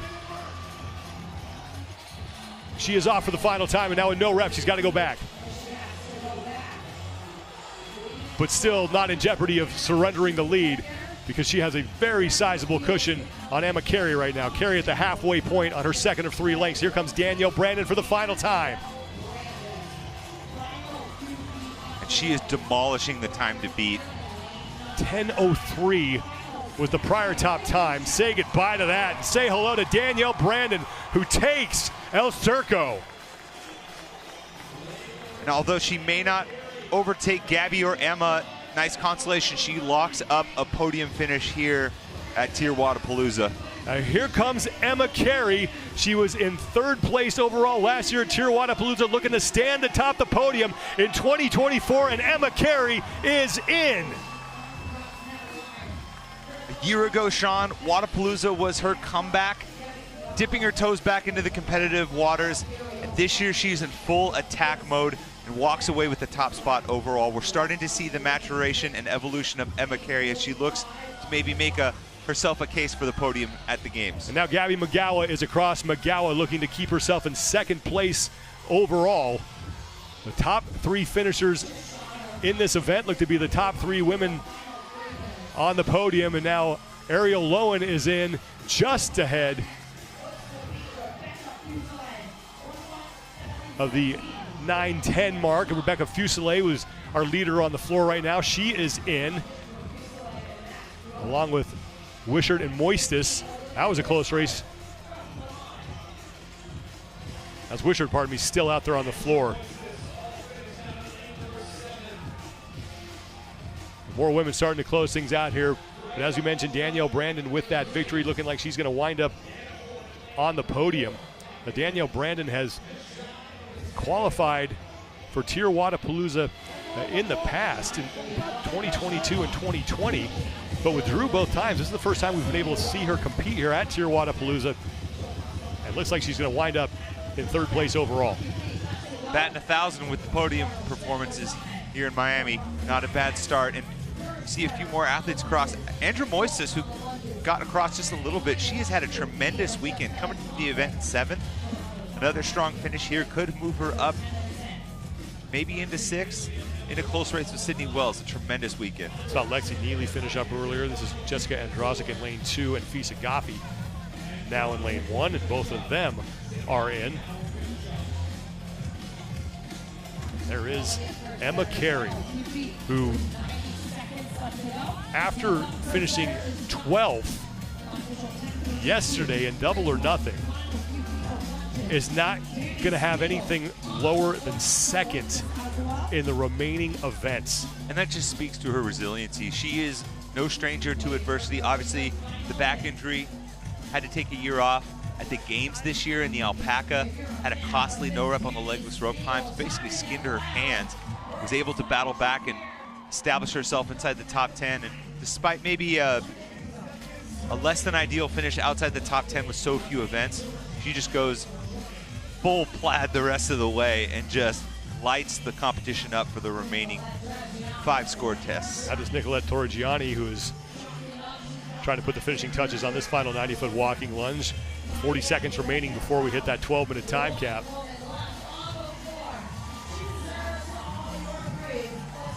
What a performance from Emma Carey.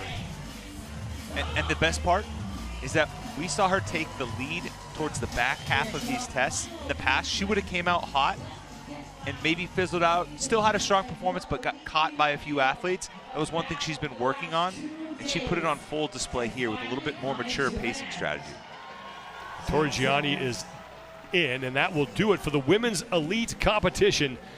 And it's looking like Emma Carey is going to stand on the podium here at TYR Wodapalooza once again. Last year, in her comeback event, she took 3rd. This year, looking to take 1st overall. And as you mentioned, Emma Carey with a very smart race. Didn't worry about what Danielle Brandon was doing, kept herself close to Magawa, and then pulled away when she got the opportunity. And a lot of this skill set that Danielle brings to the table set herself up nicely to really go into attack mode on this event. She almost kind of cleared the way for Emma, and for Danielle, she's fighting for a podium spot.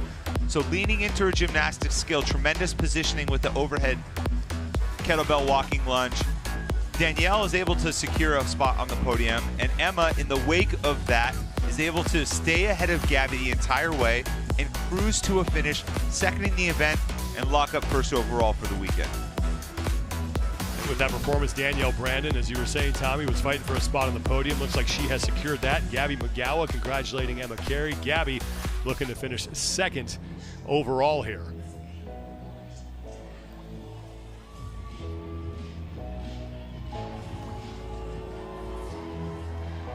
Well, Danielle Brandon wins the event. Looks like she's putting herself on the podium, and she is with Brian Friend. Danielle, late decision to join the competition. Are you happy you came out here to compete? I am happy I came here to compete. I'm sad the workouts got changed, as that's why I signed up in the first place, but it's good to know I can still hang out with the top, even with the change of workouts. Well, you hung in there tough all weekend. It's always great to end a competition with an event win. I know the fans appreciate it. Just talk about the environment out here. It's pretty, I like to say it's chaotic. It's definitely more intimate than the CrossFit Games, but I enjoy it. It's really a good switch up when I look out to the field, when I'm lifting big and someone's right there. It kind of makes you rethink things. Well, great way to end the competition. We'll see how the point shakes out, but everyone loves to see you. Thanks for making that decision. Thank you. Danielle Brandon certainly making the right decision on the pacing of this event for her, because she absolutely smashed it. Yeah, and she kind of made an astute point there about being able to handle the changes in stride. I think that's one thing that she's worked on is, taking the adversity as it comes and being able to rise above that and still execute. I think the last couple days and the adjustments that have been made to the programming has set her up to really be able to overcome that, step up to the plate in an event like this when she still has a podium finish on the line, and go hit a home run. Still lean into, because if that kind of thing upsets the workouts that you're supposed to do well in, that's not a recipe for success, and I think it's a nice piece for Danielle. Emma Carey, Gabby McGowan, and Danielle Brandon, unofficially your podium finishers for the women. And now let's figure out who's going to find their way to the podium for the men. First of two heats for them in El Circo. Yeah, a slight switch up for the women here on the rope climbs in that middle 3-round portion. They're actually going to have to do 3 rope climbs, but the first one's still being seated. You have the toes to bar and handstand walk, and of course, you're going to sandwich that on either end with the mixed kettlebell lunge, 53 pounds in each hand for the men. Keys to this event. I like the attention to detail. There's a lot of things, whether it's the legless portion, whether it's the hand placement on the handstand walk, whether it's determining how you do the overhead kettlebell lunge with the mixed grip. Those details matter. You better be sure-handed, both with the rope climbs, the toes to bar. A lot of grip, a lot of hand placement emphasis, especially when you get tired of the handstand walk. So good to have some sure hands. First of two heats here for the men, as we close out 2 days of elite individual competition here at TYR Wodapalooza. And the action continues tomorrow. We hand things over to the teams, which is always a fun time and has sort of become the signature calling card here of TYR Wodapalooza with that 3-person format. I think a lot of people enjoy watching that. Saw Kaiki Serveni in lane number 7. Kaiki was one of the 2 men who was responsible for keeping Guy Majeros out of the CrossFit Games this year. Yeah, one of the big shocks in the CrossFit Games season was Guy not making the games, and Kai Serveni and Calian Ribeiro de Souza were the 2 athletes that really impressed a lot of people with how they performed. Right now, they're sitting in 24th and 27th. Kai on your screen right there is in 27th, so a little bit of close positions between these top Brazilians. Opportunity to maybe hang one in the hat coming out of Miami this weekend. Serveni got his competition off to a great start. He took 7th in double or nothing, but since then his best finish was 25th in Deja Vu B. And we are underway. First 90-foot lunge. That is Calian Souza right there on your screen in the red shirt. As Tommy mentioned, 24th place overall. He also had a great start to the competition, took 5th in double or nothing, but since then his best finish a 15th in wipeout. Calian's one of those athletes that as they start to gain in popularity, you make some big changes to hopefully improve your chances. You saw CrossFit Al Ain as his gym. He's moved to the UAE to hopefully have some better training opportunities and improve his chances in his sophomore season. Nikita Yundov, pardon me, on the far side of the floor. He's in the black shirt. He's the first man to his initial set of 3 rope climbs. And there goes Souza. Have to start from the seated position. You are able to use your legs once you get off the ground. Bronislaw Lenkowitz is on the right side of your screen.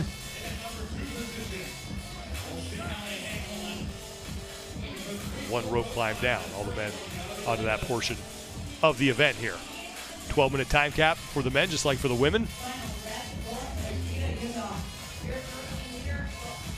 Evan Rogers in lane 16 in the white shirt. Rogers is done. And Nikita Yundov right next to him. Rogers out front of Yundov here early on. First of 3 sets of 18 toes to bar. Drake Lewis getting set to hop up on the left side of your screen as well. And this figures to be a good opportunity for Evan Rogers to pile up some points. When you have the rope climbs, toes to bar, roughly half, 50% of the time, just a little bit less, 43, he finishes inside the top 5. So those movements are usually a recipe for success for him. Servani is now on to his first of 3 handstand walks. Evan Rogers is there as well as a handful of men now onto this portion of the event. Rogers far side of the floor, slightly ahead of Servani. You can see Rogers upper right-hand part of your screen in the white shirt. Making his first individual appearance here at TYR Wodapalooza is Evan Rogers. He was on the team in 2022, finished 12th that year, was slightly swole.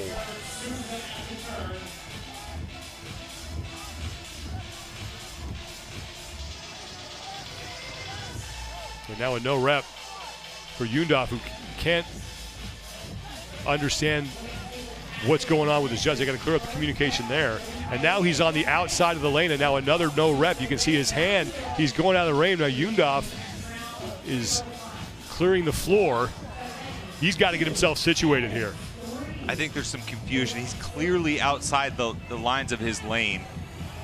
Seemed to think it had to do something with his kettlebells, though. There's Servani now, second of 3 sets on the rope climbs.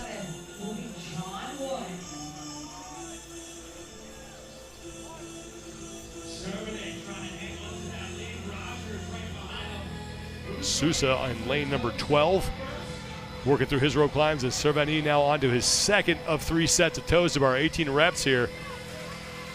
And Sousa sits in second place now, so the 2 Brazilian athletes here towards the front in this first of 2 heats for the elite men. Servani on the left, Sousa is on the right.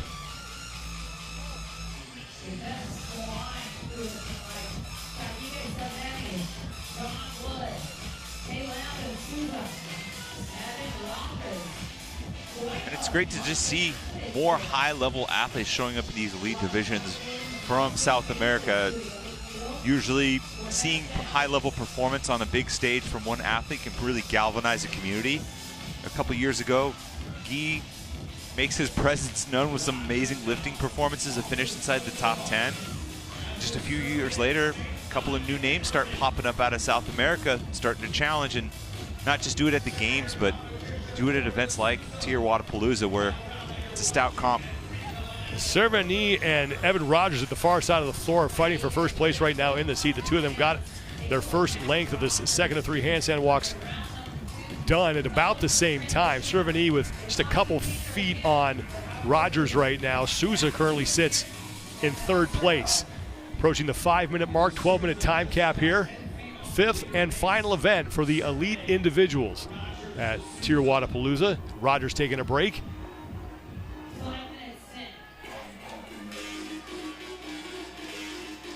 Evan Rogers coming in 32nd place overall.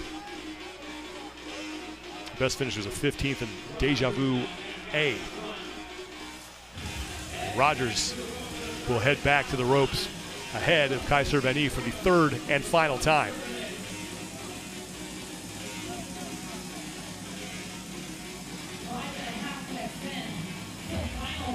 I believe that was Drake Lewis who was just closing out his handstand walk.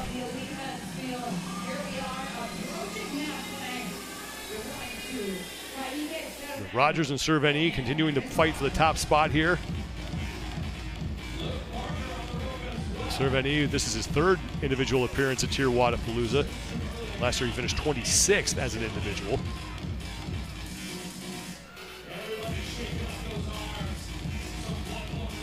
Rogers, Servani, and now Luke Parker has moved himself into the top 3.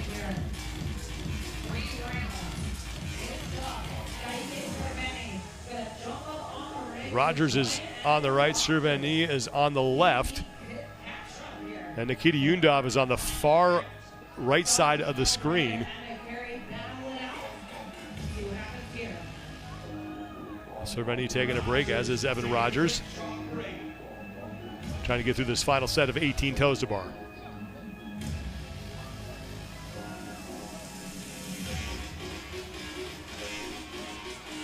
Luke Parker is in lane number 9. There he is. Parker currently in 3rd place in the heat. Luke maybe hasn't had the weekend that he was expecting, especially coming off an individual appearance at the games. But he had his best finish of the weekend in Wipeout to open the day, so maybe get a little bit of momentum at least on this final day and hopefully finish on a high note, because he is competing in the team competition as well. Evan Rogers is off for the final time on his handstand walk. After this, it's that mixed grip walking lunge for 90 feet. And here comes Luke Parker, as Parker has now moved ahead of Servani and into 2nd place behind Evan Rogers. 2nd of 3 lengths for Rogers now. And Luke Parker is about to make a pass. He is chewing up some real estate on that handstand walk. Big, large strides. Really impressive, because he is not a small athlete. He is a big athlete relative to CrossFit especially. Well, Rogers is on his haunches towards the upper right-hand part of your screen, and he just saw Luke Parker take off, and Parker is now in front.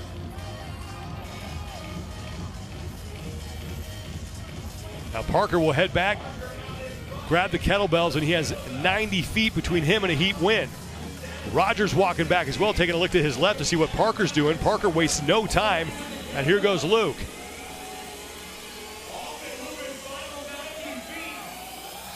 Starting to pick up some steam here.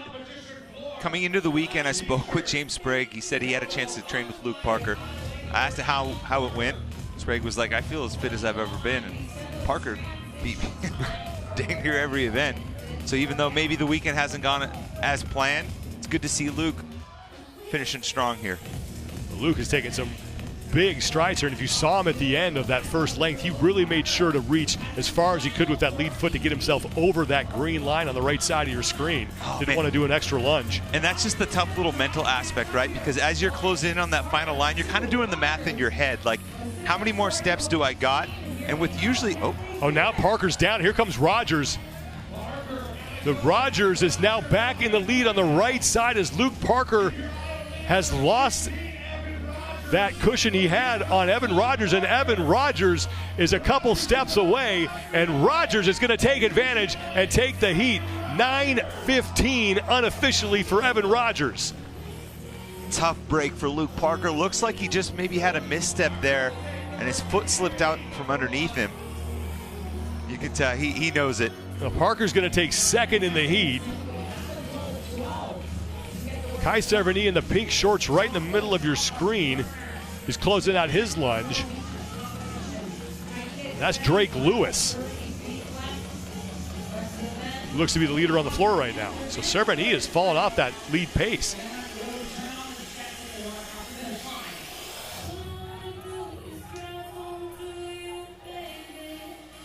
There goes John Wood, no rep. You saw his hand. That's the right call. His hand came down. You had to have that locked out. He's got to retreat to that line. Now here comes Servani across the finish. And Kai Servani is in. Tough break for John Wood. You have to get both feet back together across the line, standing at extension before that kettlebell comes down. And here goes Wood again. You can see that right arm starting to buckle a little bit. Now he will get in. Now his judge giving him the explanation as to why he was called back. Lane 3 is Tanner Balaz.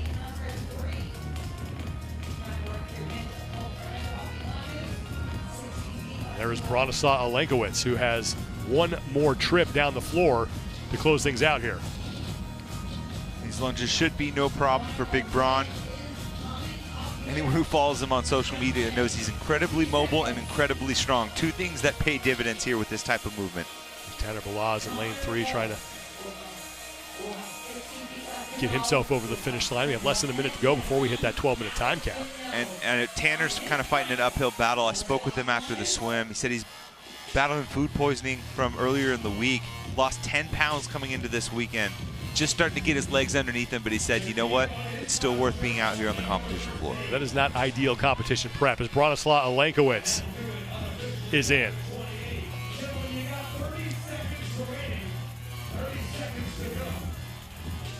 Here comes Tanner Balaz. Inside 30 to go. It's Joshua Hong in lane 19. Here comes Tanner Balaz. Looks like he's going to get across with a few seconds to spare. And he is in. And that is the time cap. And Evan Rogers, 9 minutes, 16 seconds. With the time to beat, taking advantage of a mistake from Luke Parker to win the heat. Parker's going to wind up in second place right now with 1 heat remaining.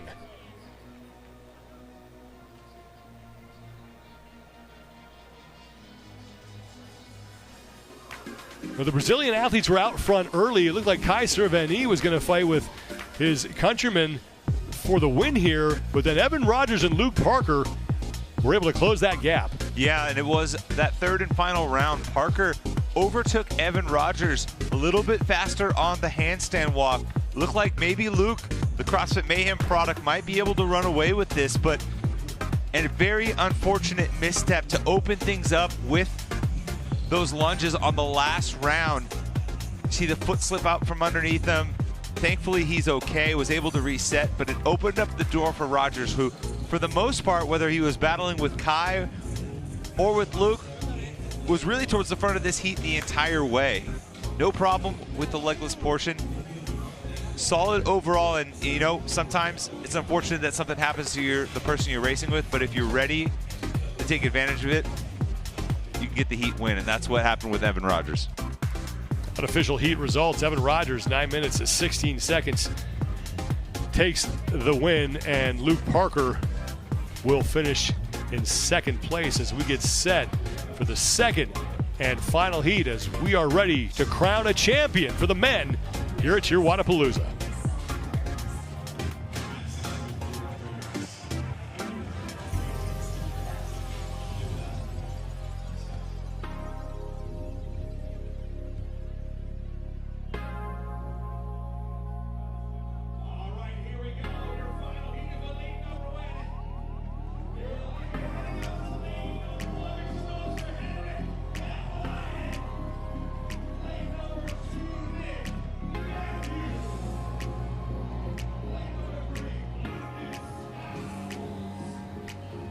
We are down to the final heat for the elite individual competition, and we are ready to find out who will stand atop the podium for the elite men here at TYR Wodapalooza.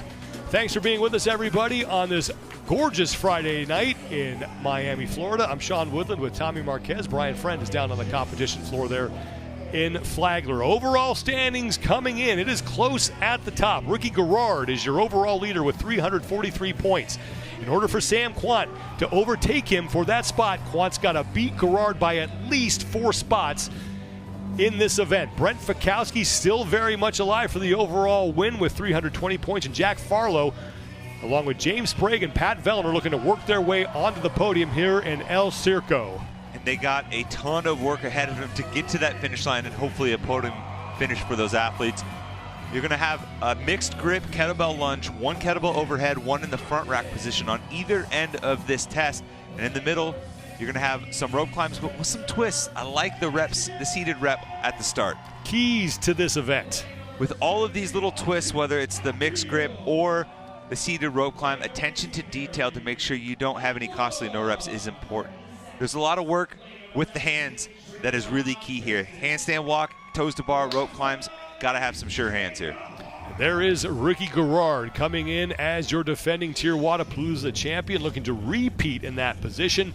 He's got to hold off Sam Quant, who is on the left side of your screen. The two of them right next to each other, so Garrard will know exactly what he needs to do in order to keep pace with Sam Quant. Quant, again, to win the overall title here at TYR Wodapalooza, has got to beat Ricky by at least 4 places. And keep in mind, Evan Rogers' time of 9 minutes, 16 seconds. That's the top time from heat number 1.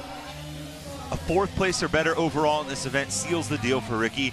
I spoke with his coach, Justin Kotler, just before this, kind of gauging where they are, how they're feeling. And he said, honestly, this is the best place right here. It's pretty much mano-y-mano. Ricky's got enough of a cushion where he can hang tight with Sam, gauge where Sam is on this workout, and then stomp the gas if needed. He said, what more could you ask for in a competition like this?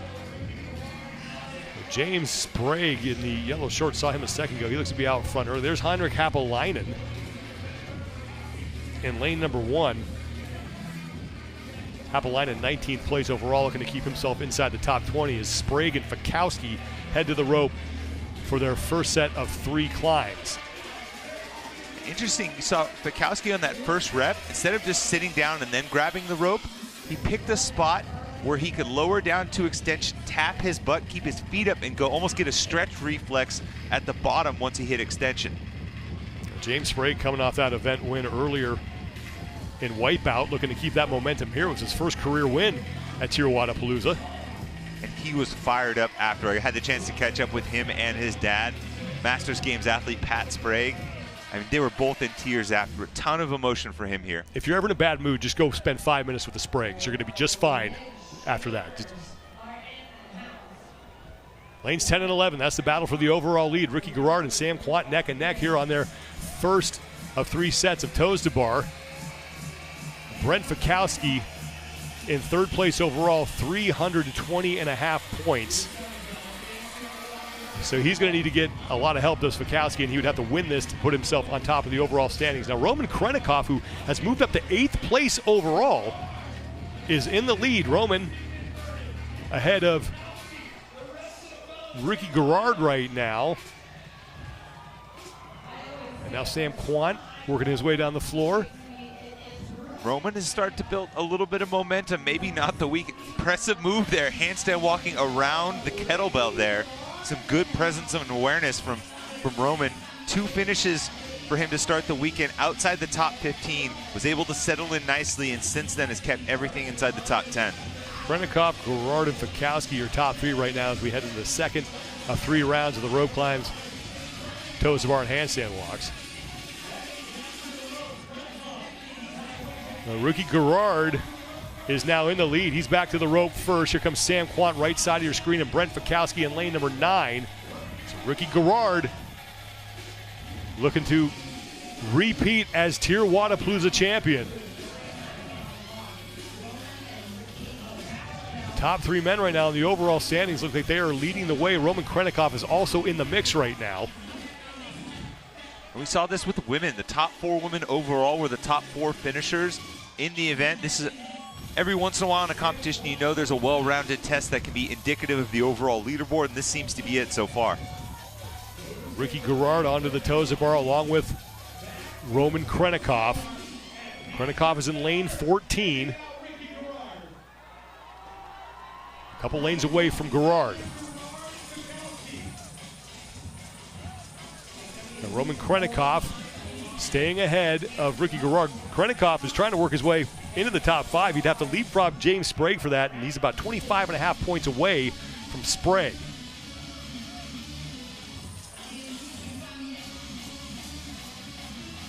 Roman Krennikov trying to get the camera guy out of the way and the judge as he starts his handstand walk.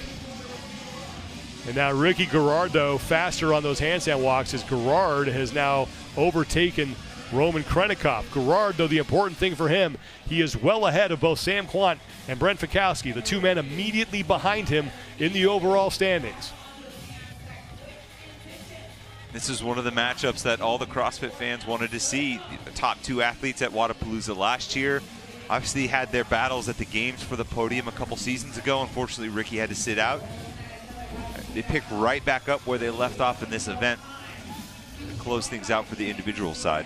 Ricky took a break, shook out his hands, and now he's on his final length. Down the floor, he is done, and Ricky heads back to the rope. Ricky Garrard, 3rd and final set of rope climbs. Now in lane number 7, that's Sam Cornway, who is starting to move up here as well. That's good news for Ricky Garrard. Cornway sneaky good at some of these gymnastics elements, really good upside down on his hands. Cornway, 7th place overall, coming off a 10th place finish earlier today in Wipeout.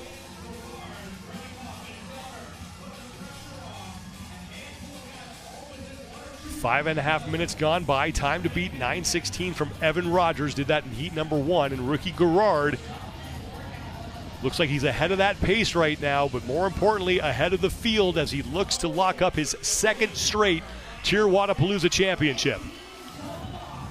I love seeing Ricky be aggressive here. You know, he could have just hung back, maybe gauged where Sam is, sat on his hip a little bit to wait and see. But you know what? Pretty much from that first round of this middle triplet, decided, you know what? I'm not going to leave anything to chance. I'm going to go for it.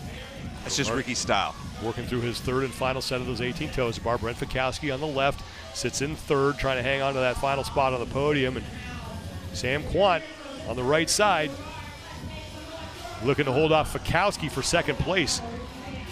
Just 10.5 points separate the two of them.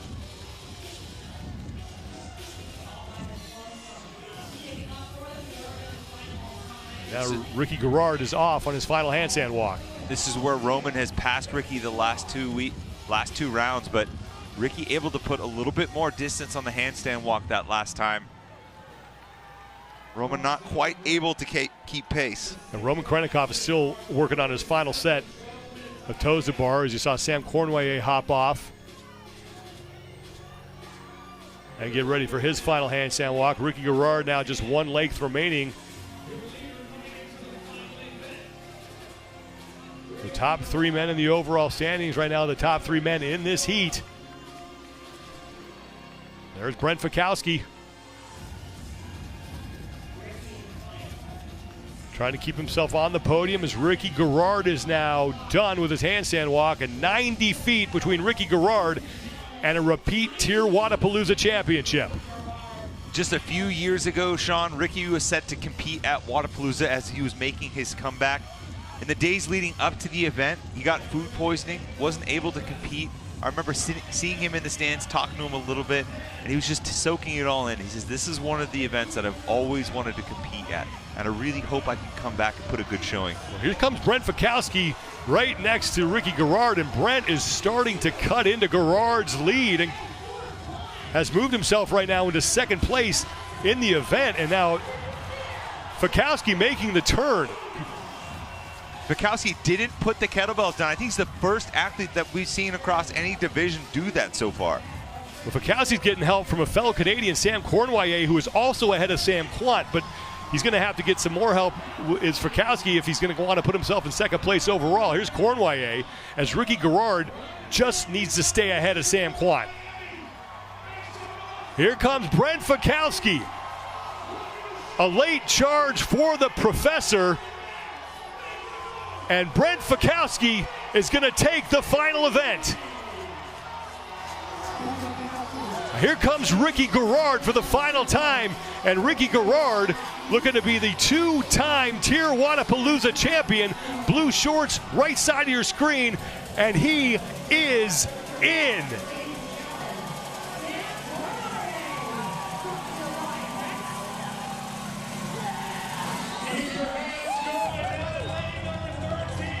That's got to feel good for Rick. Coming off the shoulder injury, working his way back into competition. Sam Quant's going to finish up. This will probably assure him a finish on the podium, and Quant is done. Another strong but sneaky weekend for Sam Quant, resulting in hopefully a podium finish, just adding to his legitimacy. Now, Pat Vellner also got in ahead of Sam Quant. That will help Fikowski, but it might not be enough. Brent had to make up 10.5 points on Sam Quant to leapfrog him for 2nd.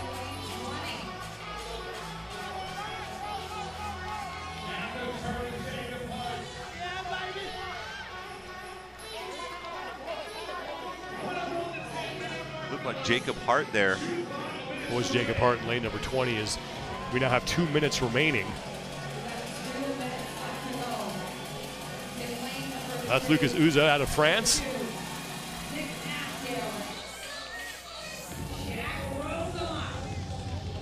More men starting to work their way across the finish line. Jack Rosema just finishing up. Heinrich Happelainen is in.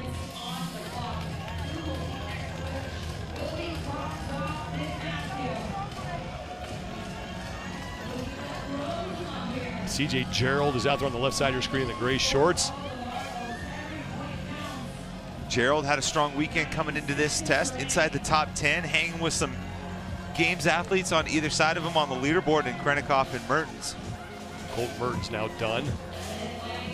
Here's Uza is coming across in lane number 3. He's finished.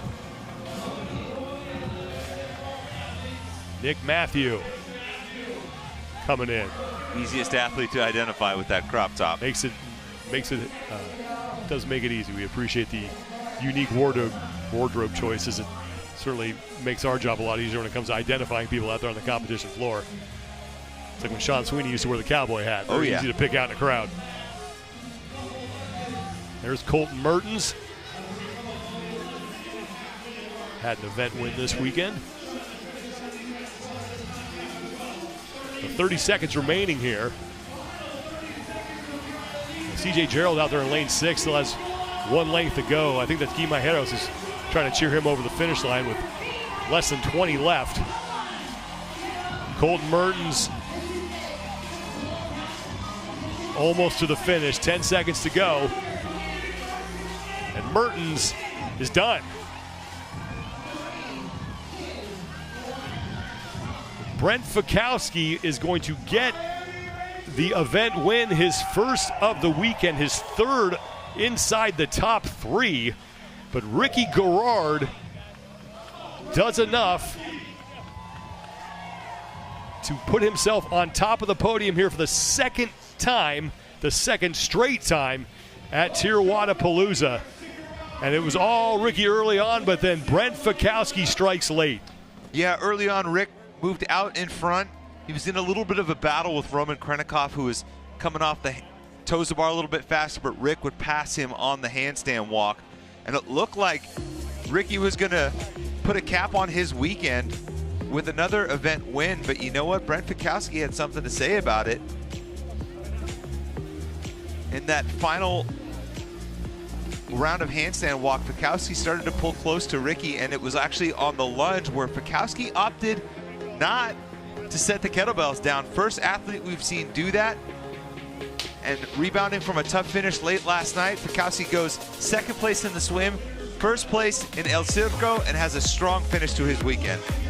And then Ricky Garrard, who won the race he needed to win, he kept Sam Quant in his rearview mirror, and he keeps himself on top of the overall standings courtesy of that effort. Unofficial event results: Brent Fikowski, 8:34.70 seconds, his first event win of the weekend. And Brent Fikowski is with Brian Friend. Here with final event winner Brent Fikowski. Brent, according to my records, that's the 39th event win of your career. Gotta feel good to do it under the lights in Miami, though. Wow, 39? Oh, wow. I mean, that's pretty cool. I don't even know. I'm happy with this weekend. You know, sometimes they say you either win or you learn, and kind of feel like I did both this weekend, even if I didn't win the whole thing. I think that's Ricky. But I'm really stoked. This was a lot of fun, and, you know, I feel like I get better every competition I do, so. Yeah, and you know, you mentioned Ricky. You've been doing this a long time. The men's field right now is as tough at the top as it's ever been. What's it like to go head-to-head against these guys a couple times every year? Yeah, I mean, I feel like any given weekend could go to any one of us. You know, there's a dozen guys or more that can fight for a podium spot, depending on the workouts and depending on who shows up and who doesn't make any mistakes. And I'm just proud to be up there with these guys like I have been the last few years. It's really great. Well, the crowd appreciates all you guys being out here. Well done. Great way to end the competition. Thanks so much, guys. Brent Fikowski is your event winner, and let's send it down to the floor as we await the official announcement of our 2024 TYR Wodapalooza podium finishers.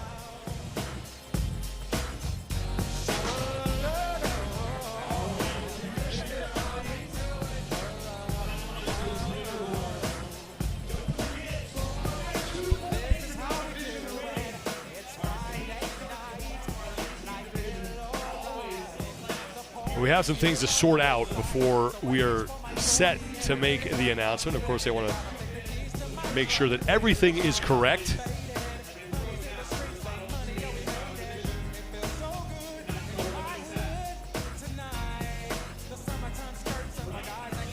It's crazy to think that we're just getting started here with the individuals closing out. A lot of these athletes are going to rest tonight, reload tomorrow for the teams of 3, and take the floor again. And we were talking earlier, that really has become the signature of TYR Wodapalooza, those 3-person teams, an exciting format. And the way that they've done it the past couple of years, separating the individuals from the teams and not overloading the individuals on these 2 days really allows people to double dip. And I think it's a great experience for the fans that show up here to watch. No doubt. It's an attractive competition opportunity to win some money on the individual side, still be able to partake in the teams of 3 competition, which has become the calling card over the years. You go back to 2016, 2017, really when Wodapalooza took off as an event, as a must-attend kind of off-season event, the teams of 3 is what brought a lot of people together, because a lot of the big-name athletes didn't really want to take on the volume of the individual side. You know what? Hey, maybe I'll grab a couple of friends, do a fun combination, whether it was the Panchik brothers, the Smith brothers, these really cool combinations that set TYR Wodapalooza apart from some of the other events. And now we get to see it in a very unique format with athletes taking part in both. We're going to step away as we await all the final calculations to be made. When we return, we will have the official announcement of the 2024 TYR Wodapalooza podium finishers.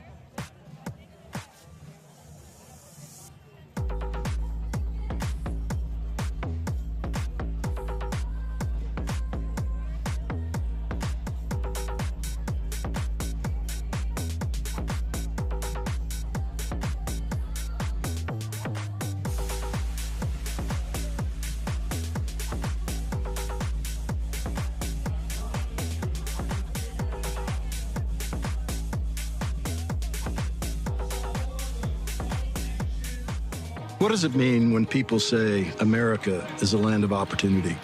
It means the power to discover, To redefine yourself. To improve yourself. to challenge yourself. To realize there's more in you Than you ever knew. that you could do. It means giving people an open field to explore what they do best. With the best tools, The best training. The best technology in the world. We bring out the best in the people who serve. So you can be all you can be. I'm obsessed with squeezing a little bit more out of me. I'm obsessed with taking really good care of me. I'm obsessed with wanting to be the best. There are a lot of potential paths to greatness. It starts with the hard work. A relentless commitment to self-awareness. An obsession with forward progress. Anyone has what it takes to be the best. Only the best. Obsess.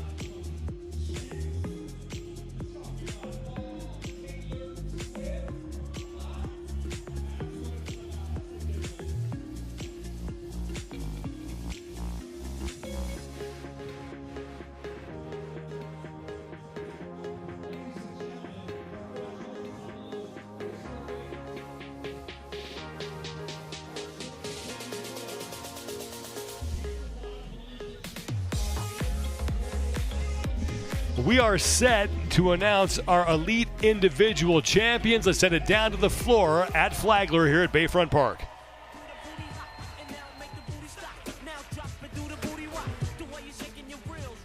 Oh, yeah, there we go. Dynamite performance all weekend long. We've been following, obviously, all weekend long and announcing it, but Congratulations, your 2024 champs here at TYR Wodapalooza. We'll announce the rest of the podium here in just a few short minutes. But one more big round of applause for your 2024 champs.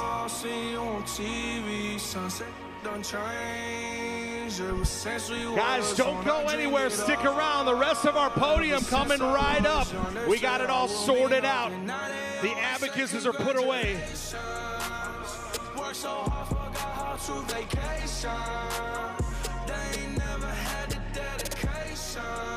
People hating, say we changing, look, we made it. Yeah, we made it.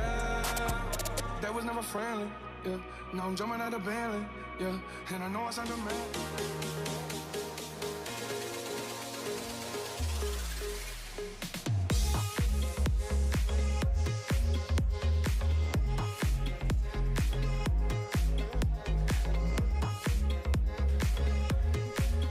Emma Carey, your overall winner, 458 points, 6 points up on Gabby McGowan, and it's Danielle Brandon who winds up on the podium.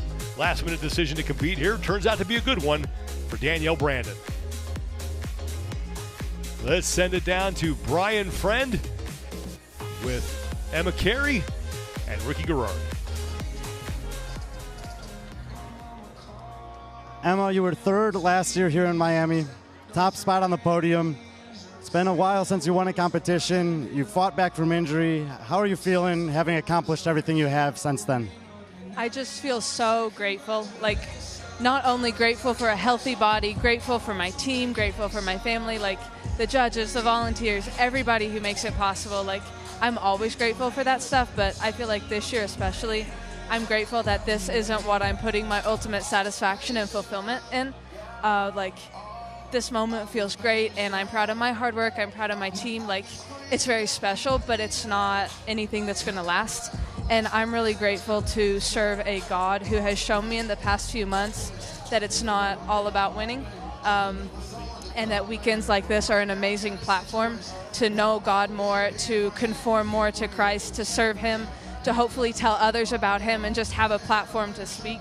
And what a blessing that I get that through the sport that I love so much. So, man, a lot of emotions right now, but gratitude above anything else. Well, congratulations. It was a close race. You pulled it out in the end, and well done. Thank you. Ricky, two-time champ. You love it here in Miami, huh? Oh, man, I love this place. I'll be back as long as my body can take it. You'll see me here. Yeah, the men's field is super tough. You've competed a lot this offseason. How do you feel about where you're at, missing the season with the injury, going into next year, as deep as the men's field is? What kind of momentum does this generate for you? Yeah, to be honest, man, I'm back to where I left off last year. This is how I wanted to start the year. So last year was a bit of a unexpected injury that put me out of the season. So I started last year with a win in Miami, and now I'm going to start this year with a win in Miami. Sold the mountain bike. I've bought golf clubs. That's the only activity I can do outside of CrossFit. So no more mountain biking, just golf and CrossFit. And yeah, that's my secret for this year. Well, the people love you here. Congratulations to both of you, 2024 TYR Wodapalooza champions. Thank you. Thanks, guys. Ricky Garrard and Emma Carey, your 2024 TYR Wodapalooza champions. First ever for Emma Carey, second straight for Ricky Garrard. Gabby McGowan and Danielle Brandon will join Emma Carey on the podium. Still working on figuring out who will join Ricky Garrard on the men's podium. And for those final standings, you can head to Competition Corner for the final results. But Ricky Garrard and Emma Carey, your 2024 TYR Wodapalooza individual champions. I like the quip from Ricky there at the end saying, got some golf clubs. That's going to be my only outside activity now. Maybe set the mountain bike aside. Let's stay away from any downhill pedaling endeavors for the next couple of months. I'm sure Justin Kotler has hidden anything with wheels on it and is self-propelled from Ricky Garrard. Well, that's going to do it for the elite individual competition here at Bayfront Park in Miami, Florida. A new champion on the women's side. Ricky Garrard knocks it out of the park for the men, his second straight. TYR Wodapalooza Championship, and things are just getting started. We will be back tomorrow as the teams of three take over for Tommy Marquez, Brian Friend, Lauren Khalil, and our entire crew here in Miami. Thanks for watching our coverage of 2024 TYR Wodapalooza.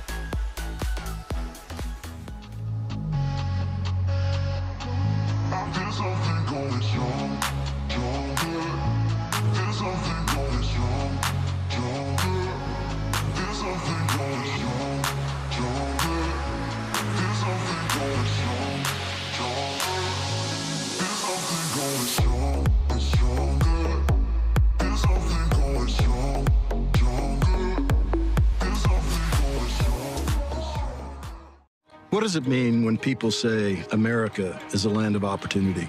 It means the power to discover, To redefine yourself. To improve yourself. to challenge yourself. To realize there's more in you Than you ever knew. That you could do. It means giving people an open field to explore what they do best. With the best tools, The best training. the best technology in the world. We bring out the best in the people who serve. So you can be all you can be. I'm obsessed with squeezing a little bit more out of me. I'm obsessed with taking really good care of me. I'm obsessed with wanting to be the best. There are a lot of potential paths to greatness. It starts with the hard work. A relentless commitment to self-awareness. An obsession with forward progress. Anyone has what it takes to be the best. Only the best. Obsessed. It's okay to want to be strong. It's okay to want to have it all. Recover faster, go further. Dymatize ISO 100. Because settling is unsettling.